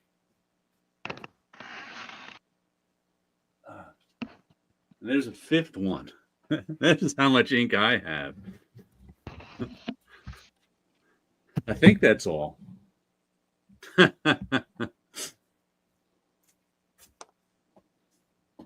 Oh.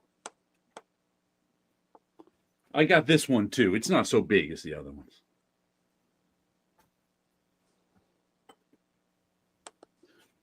Showing off my ink bottles to be more manly than Chris.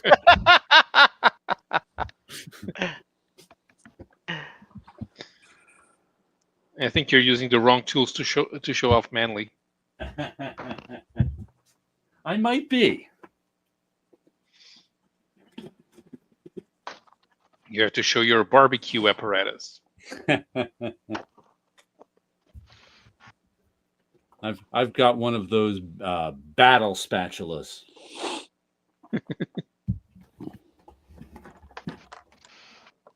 Here are my bottles. There's an FW ink, and then this one's ribbed, so for her pleasure. I'm not lying. Hey-oh. You could probably go into battle with one of these bachelors.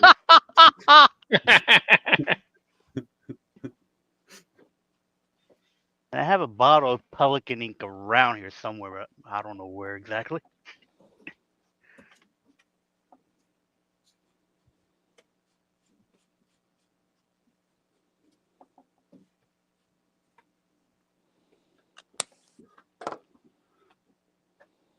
Battles. That's a pretty good name for something. Battle spatula. I like that. This art supply sharing reminds me of, it was back when I think it was in France, like they arrested or killed some guy that printed a comic magazine or something. Like I can't remember. Do you remember what it was, like 10 years ago maybe? Oh, I think he was Danish or in the Netherlands. Yeah, he was killed for doing cartoons, anti-Muslim cartoons or something. Okay. Yeah. And then after that, social media did its thing. And then I think it was Scott Koblish posted, "I sure am learning about everybody's art supplies this week."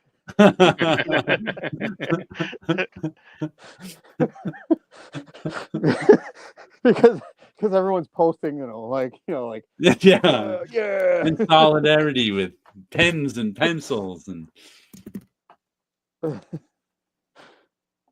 Yeah, I remember there was a trend going around where people were basically making Wolverine claws with their pens.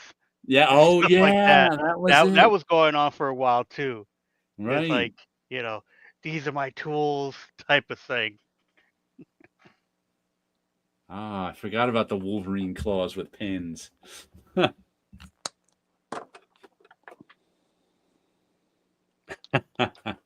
Comic crack.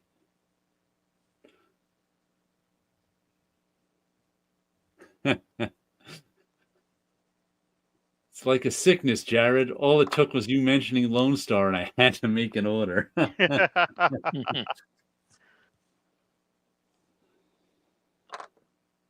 Hey, I bought that Reed Rip and Slab Wonder Woman last week. All right. If you remember that.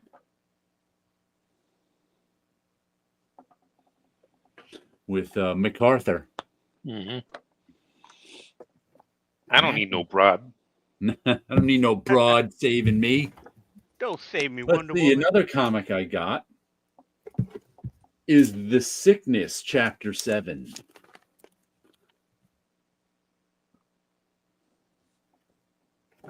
With Jenny Cha art. And this one continues to be just creepy.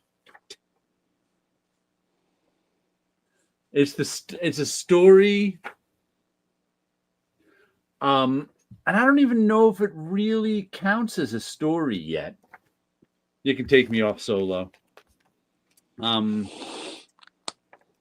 Because there's three. This is the one that takes place in three different time periods: 1945, 1955, and 1965.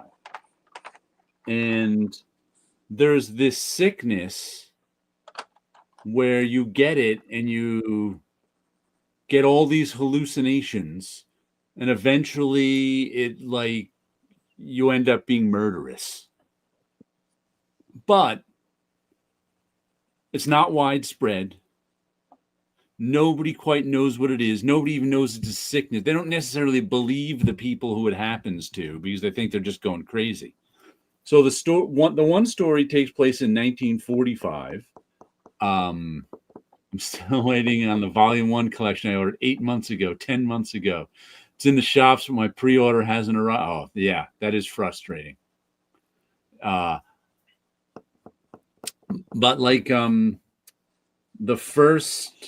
the kid is like right after World War II. He's getting the sickness. He's slowly deteriorating.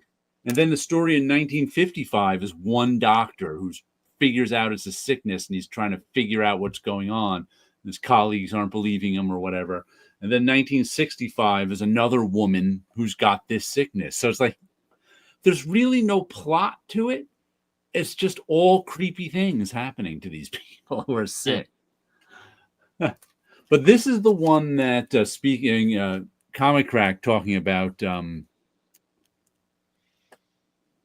he ordered the volume 1 8 months ago.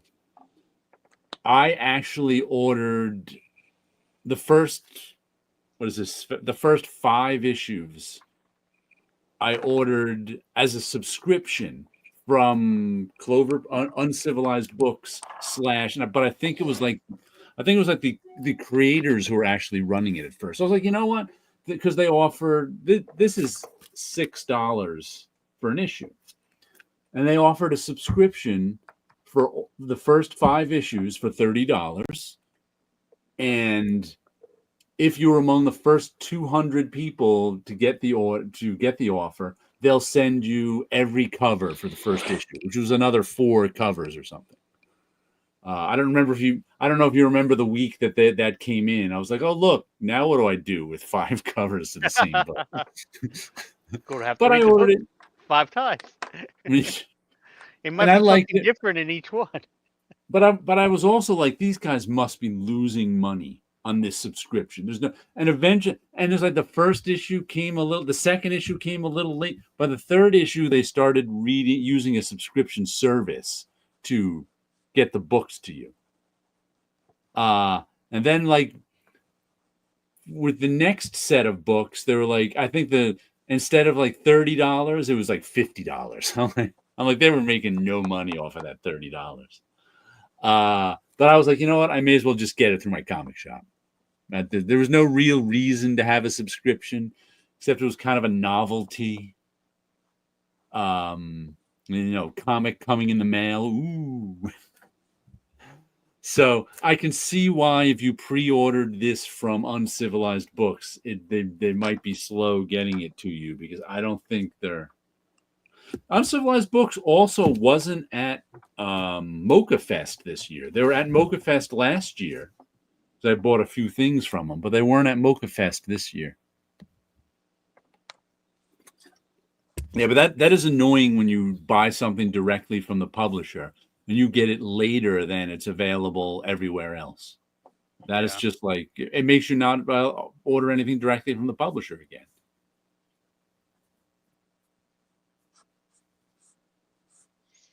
Well, Lefty mentioned it was in previews, but they didn't send it to Diamond because they I weren't bet. paying the publishers. Yeah, I bet they didn't. Yeah, so when you're one of the publishers who was still dependent on Diamond, and they're not paying. What do you do? Yeah.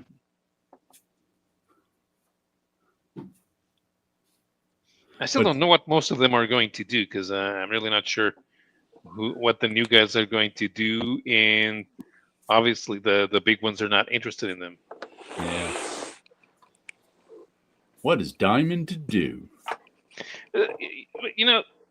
If it creates a vacuum, somebody will fill it up. It just may take a little while. We'll have to see. It'll probably be harder for localized publishers. Yeah, smaller publishers, because that's who I get through Diamond. I think a lot of, like Uncivilized Books. But Diamond has been shipping their books, so someone must be paying some bills. I did not know. Let's see. Another book I got. Is this the last book I got this week? Pretty much. I showed Usagi. Mine is A Long Lonesome Grave, issue 4 of 4. I'm not a huge fan of giant logo covers, but at least this has got some opacity to it. Yeah, it looks good. Most of the time they don't, but that actually looks pretty good. Yeah, it's the right set of colors, and I think that's why it makes it work. Yeah, I think that they lowered the opacity on the logo so you can see some art through it. What's weird about this is it's a 4-issue mini with one artist on the first 2 issues and a second artist on the last 2 issues.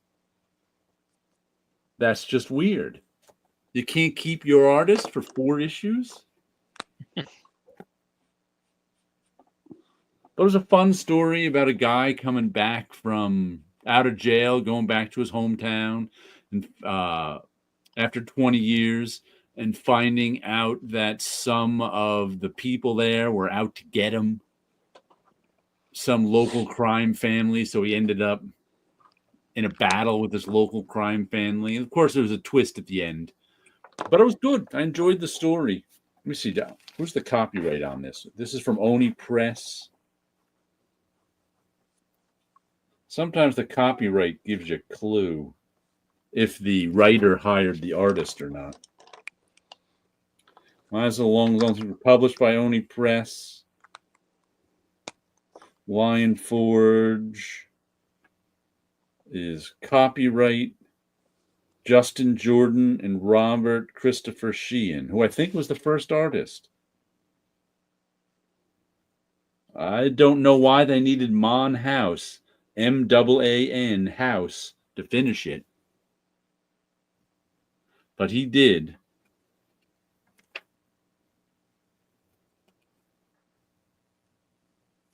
But good, solid 4 issues. I would have liked it better if the original artist did all 4 issues.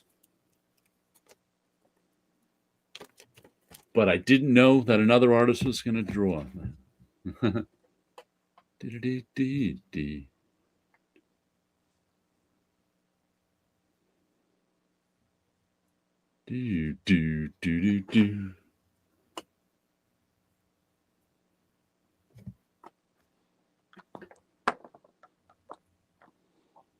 So going through my collection of stuff and things I've gathered over the years, in my pack of Pogs, I have some of these Marvel Pogs,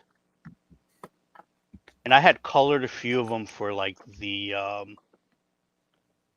catalog. And so within these sets of Pogs, I end up finding, of all things, a chip for Catherine and Mark Grunwald's wedding. Oh, okay. Huh. So it's like Look at I that. didn't go to their wedding, but I guess Where did these you must get have that from? they had to be lying around at Marvel, and I must have thought it Yeah, was a Pog or yeah. something, and it got put in. Because I also have a Frisbee I don't as think I've ever well. seen that. Yeah, I have to find the Frisbee, but I have a Frisbee as well. And it was all with like, you know, like the Marvel stuff that I have from the like the picnic and stuff like that. I used to have it hanging up here, but I guess I must have put it away. The key holder from the picnic that they gave us for like to put the key from the changing One of, room locker, but it says Marvel Picnic. I think 90. one of these. Take me off the. Yes. 1996 Marvel Picnic. By the way, I like how this like type has worn. This has been sitting on my desktop since 1996, and that white paint has just been like falling off it. Like it's not even rubbing against anything or stuff like that. It's just kind of falling off. They're getting hit by the sun? Not really. Okay. I mean, maybe a little bit, but it's kind of stuff in front of it. Sequential Geek says a lot of shields on YouTube say it's all about crowdfunding and the conventions are for physical sales.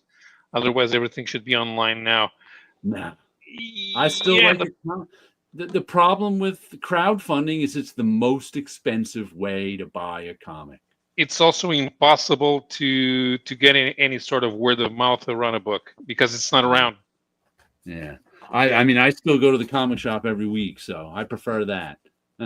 No comic shops anymore, but for now, sorry, I buy all my current issues at the comic shop. That's what I do. Some comic shop owners need to get smarter. That's the problem. Most of them are not. What they do is Diamond gets a shipment. They put shipment up.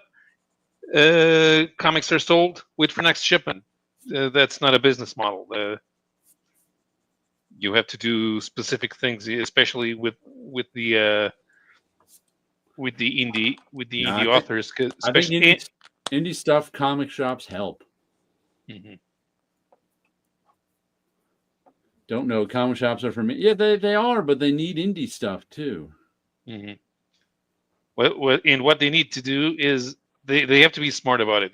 If you have an indie artist in your hometown or anywhere in the nearest 50 miles, do something with them, because people will show up and buy something just because the artist is there. It's an opportunity. The problem with crowdfunding indie comics is that it's the most expensive way to buy a comic. So you have to already, it's tough when like a comic that'll cost me $5 in a comic shop will cost me at least $10 on crowdfunded, if not more. So if you want to sell me a $10 comic, it has to be something I think is worth $10. So I'm not taking any chances buying $10 comics. So it's really hard to get new. I mean, crowdfunding is great if you've already got a lot of people. If you got 10,000 people who are going to buy your comic, crowdfunding is great.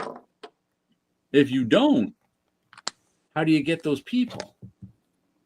Because I'm not buying. I've taken to buying digital versions of it, but only for a few dollars. And even then, it's not as fun as going to the comic shop and seeing them. So it's tough. It's a tough gig either way. Yeah, there's not really a way to do it. I mean, there's no easy answer. There is no easy answer. If Kickstarter had a way to basically, you could go on there and order a few books, and then they get put together and it's one payment for shipping, I could see that being something, but the logistics of that must be a nightmare.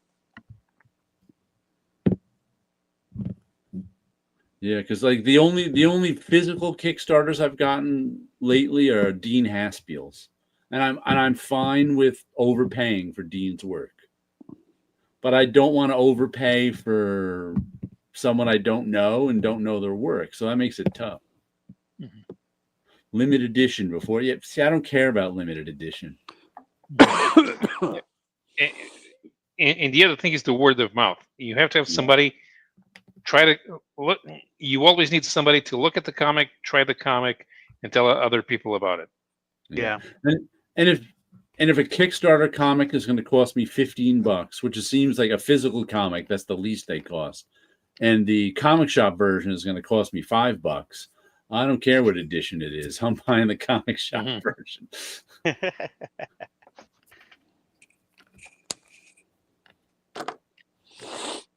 Yeah. Headstopper had 2 issues. First via his own crowdfunding. No one cares about Andrew McLean's first crowdfunded issue. Yeah, I think, but Image Headstopper issues are, I think that creating, I don't know if you can create collector demand through Kickstarter like you can create through the direct market. I don't know if there's ever going to be, because there's nowhere to get, like, let's just say the latest issue of Spider-Man has the first appearance of someone in it. And that creates demand for that book. You can go to comic shops and see if you can find it. You can see if you can find it online. If Kickstarter were to create that kind of demand, there'd be no place to go. Because you can't buy it. Maybe you could find it online, possibly, but it's not. I don't think people are buying. There's no way to spec on a Kickstarter book because it's already been sold 4 months ago. Nobody's going, oh, this next Kickstarter book will be really hot 4 months from now. It just doesn't. So it's tough. So I don't think first editions matter on Kickstarter. Have there been any first editions on Kickstarter that have gotten hot and people pay a lot of money for now? Not that I know of. Especially because Berserk That was always Keanu going to Reeves sell more book? in. It was always going to sell more in the comic shop.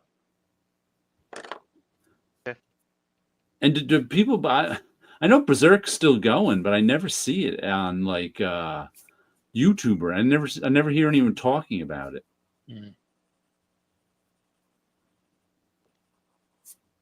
Bought it in trade. Yeah, right. The trade's available. It's not something that you need to go. Yeah. Kickstarters are always a very limiting way of acquiring something. Oh, and I think Kickstarter creators are taking copies to cons, but that's still not how creating a hot book happens. It's like if some book gets hot, you check at comic shops and online. You don't go to a local convention and hope the creator's there with copies. The messages may not necessarily have the. Yeah, Kickstarters, like I said, for some guys are making fortunes off of Kickstarters, but they've already got fan bases. What's his name? The guy who does Lady Death. Brian Polito. Yeah, he's done some big Kickstarters. Robert Crumb sketchbooks are astronomical if you can find them. But I saw where Tash did a re-release, so I bought all 6, and they came in less than 2 weeks. 20% each one. Yeah, some books when they go out of print rise up in price, but that's a different thing. They can always come back into print and lower the price. And someone earlier asked if I had any Reed Rippin slabs from the early 2000s. No, I don't. Because I made some, and they were like the least in the 21st century Reed Rippin slabs. I think were the least interesting one. Yeah, because covers from the 2000s up to now, they're not there to sell the comic. Right. They're just there. Yeah. They don't have an identity. Right. So it was always kind of like, oh, well, I really don't care about that one. I really don't care about that one. I really don't care about that one. That seemed to be what every 21st century Reed Rippin slab was. Did you see the new Tom Scioli where he talks about his new graphic novel? No, I didn't. I'm not subscribed to Tom Scioli's YouTube channel. I'm gonna have to. Even when Piscor was alive, I liked seeing Scioli in his channel, but I never went to Scioli's channel. I liked his Monster Piece Theater, so. I did a Kickstarter for Steve Rudin and get emails every week. Oh, that is one of the pain in the neck things about doing Kickstarters too, the amount of emails you get. Because you get emails from Kickstarter, you get emails through Kickstarter from the creator, and you get emails from the creator's like personal thing. So it's like for every Kickstarter thing you get, you're now on 3 email lists. It's like make it stop. Yeah. For Steve Rude, you might as well wait for the things to reach the comic shop. Or for the trade, because even Steve Rude can like do 3 issues in 3 months and then take 9 months to do the 4th issue. And that's just normal. I remember once trying to get a new Nexus series about 10 years ago. And after the issue number 2, issue number 3 never came. And by the time it came, my comic store didn't order any. Huh. And speaking of Kickstarter emails, you also have to look at them all. Because some of them have links to the digital stuff. You don't know which one. Matter of fact, I think I just got one today that I was like, oh, this one has a link to something. I'll have to get it. I can't remember which one it was even. I'll have to go back and look and go, oh, yeah. That's something digital I ordered. Let's download it. I think Steve Rude has a new drawing book up on Kickstarter right now. Does he? Yeah. My friend Ed ordered one, he told me. He gets into the challenges of promoting his books. Tom Scioli is. Oh, Tom Scioli? Yeah. Scioli. Ah. He's a good communicator, so. Yeah. Some people like promoting. They find it fun. Like Dennis Kitchen. I think Dennis Kitchen is great when he's pushing other people's books. Mm-hmm. I find And he's made a good career out of it too. I find it easier to push other people's books too. Like it's just easier to try to get somebody into it. I find it harder to get someone into my own stuff than it is into someone else's stuff because that's normal. Mm-hmm. It's normal to go, oh, did you read this? It was really great. It's not normal to go, oh, did you read this? It's really great. I wrote it. You know, it's like that kind of Yeah, because if you tell people about something you did, they feel obligated to read it, and now it's homework, and nobody Right. wants to do homework. Right. Or they completely they're like, you don't they Yeah, because completely are turned off. it is so hard. It's like, you go into places like Facebook or whatever. If I, occasionally I go and I accept new people, and most of the Right. time it's fine. And then there's always that one that pops up. It's like, can I tell you about my project? It's like, you just friended me and you're sending me a private message. You're not just it just seems, oh, this is the only reason why you wanted to friend me is because you were looking for people to sell your stuff to. I once was a Facebook friend. A guy I didn't really know, but he was from my old college, so I accepted his Facebook request, and he's really trying to sell his art on Facebook. And I saw and usually when people are doing that, I like to like their posts. The first post I liked of his, he started direct messaging me this hard sell to buy, and I'm like, dude. And I was like, I didn't like any of his posts after that. Right. Just because I was like, you don't hard sell me. Pedro here is talking about when we took Dennis Kitchen out for beers. He came here because of the Will Eisner exhibit on Will Eisner's 100th birthday. Right. And after he did the exhibit, he presented the exhibit. We took him out for beers. Yeah. That's cool. And we were with him for about an hour. Cool. Nice. Soggy, Toxic, FM. Yeah, beers with Dennis Kitchen was great. To buy his interview, I did buy his interview book. I have it here. Are you teasing him now? Yes, but I am, because I like having exclusive things that he doesn't have, because usually he's the one with the exclusive stuff. Well, you're just teasing him back. Yeah. Right, bastard. You know what? I am gonna get it just so he can see.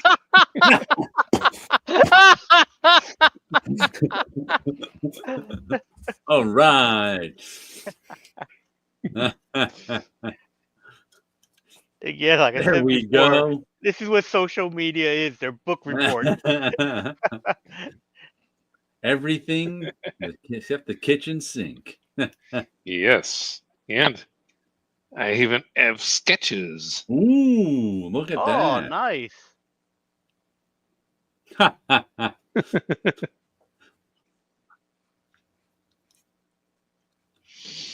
Take This is that. why.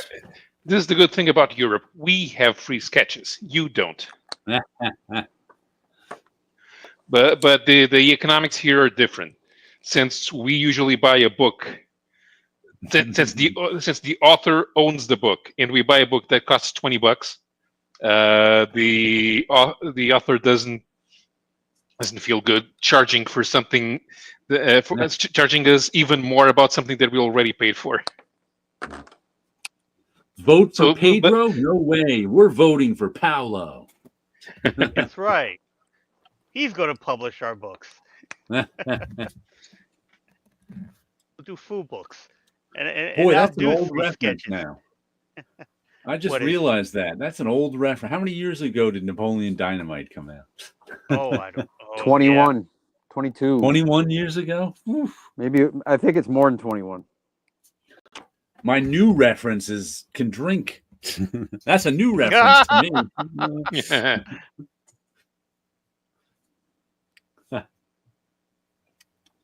Well, I'm going to show off my Invincible book one last time.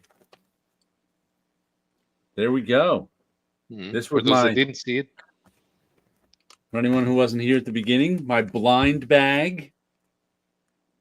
Battle Beast #1 had in it a new special metallic printing of the first appearance of Battle Beast in Invincible #19. I think that was a pretty nice pull. I think so too. I am curious on how many items that they put into the blind bag. Yeah, me too. I'm gonna have to try and find out. 2004, according to the Google machine. Yeah, so yeah, remember when Napoleon Dynamite came out? And I was like, what is this? I ended up watching some of it on TV years later, and I was not impressed. I liked it, but that's Oh, that's the kind of movie I'd like. So weird little it- quirky movie. It did nothing for me. I don't even think I watched the whole thing thinking back on it. Because I know I didn't go out to see it.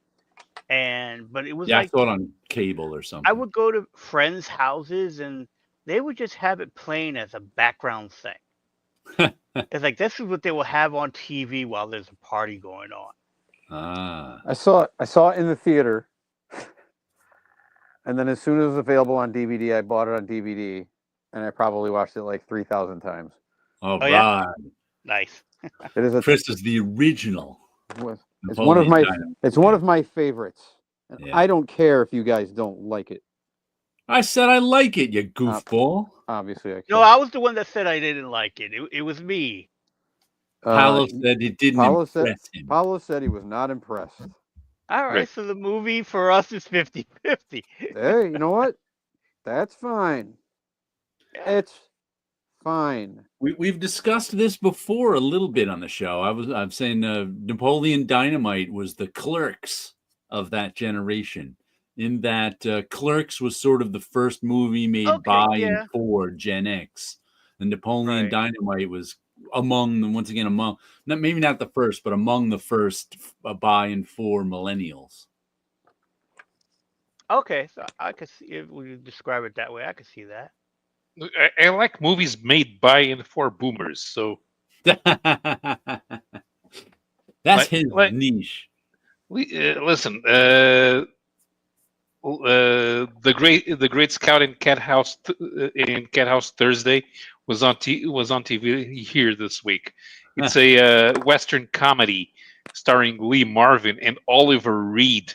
And Oliver Reed plays an Indian. That's Paolo's kind of entertainment right there. Yeah. So I'm weird like that.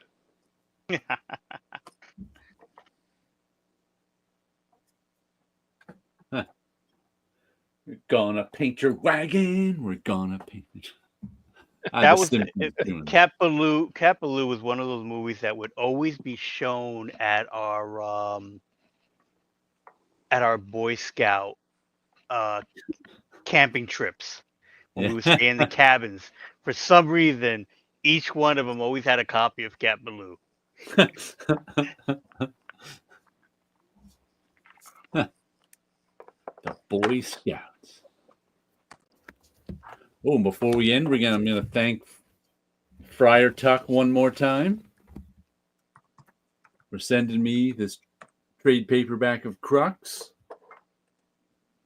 by Wade and Epting. I like I said, I read only a little bit of Crux. This is one and I seem to always get fill-in issues of it.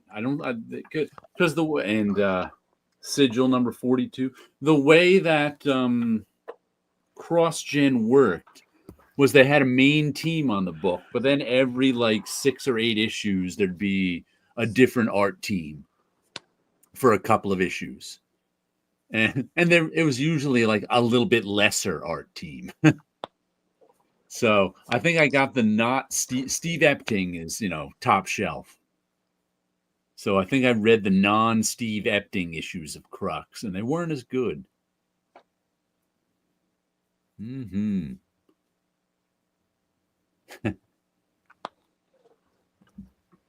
CrossGen had some nice stuff. Pity they went under. Yeah.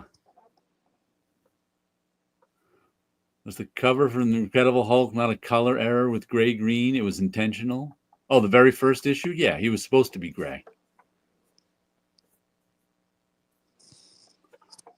Where would New York City Boy Scouts go to see forest things? Asks Tit Goblin. Central Park.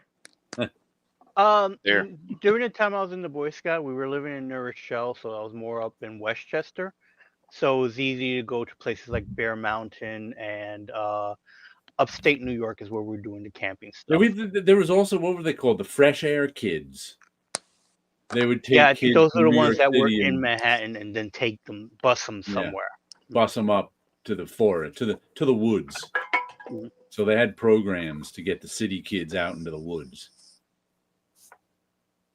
Mm-hmm. The city kids.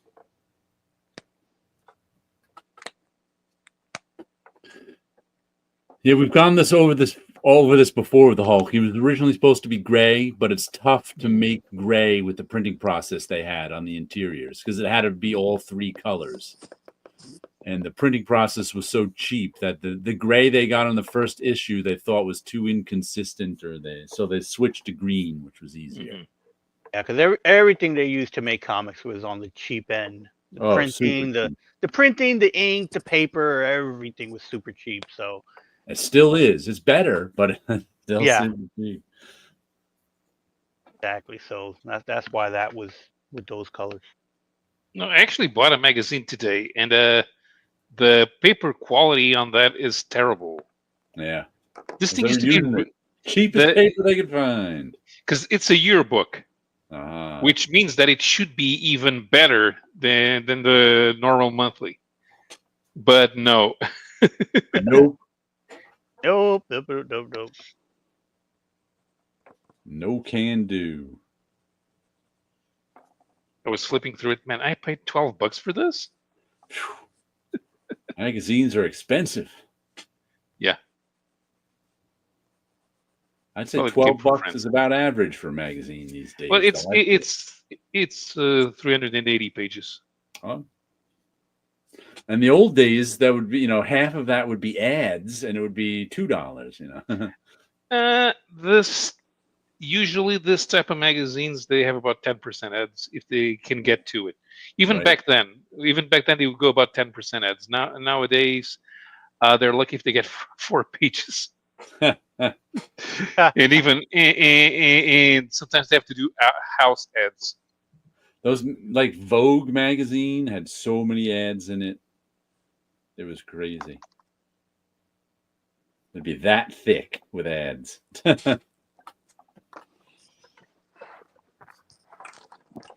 Chris, you about ready with today's artwork? Are you going to burn the midnight? Are you about ready, or are you going to burn the midnight oil? I think I'm going to go home after this. All right. Go home and watch a movie. Yeah.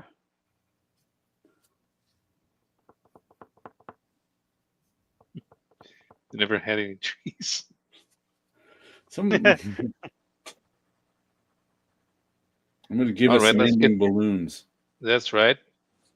Nice. I always like the ending balloons. And But I like lasers. We'll give Paolo some lasers. Give us lasers. That's it. Lasers. All right. Thank you for staying with us for the laser show.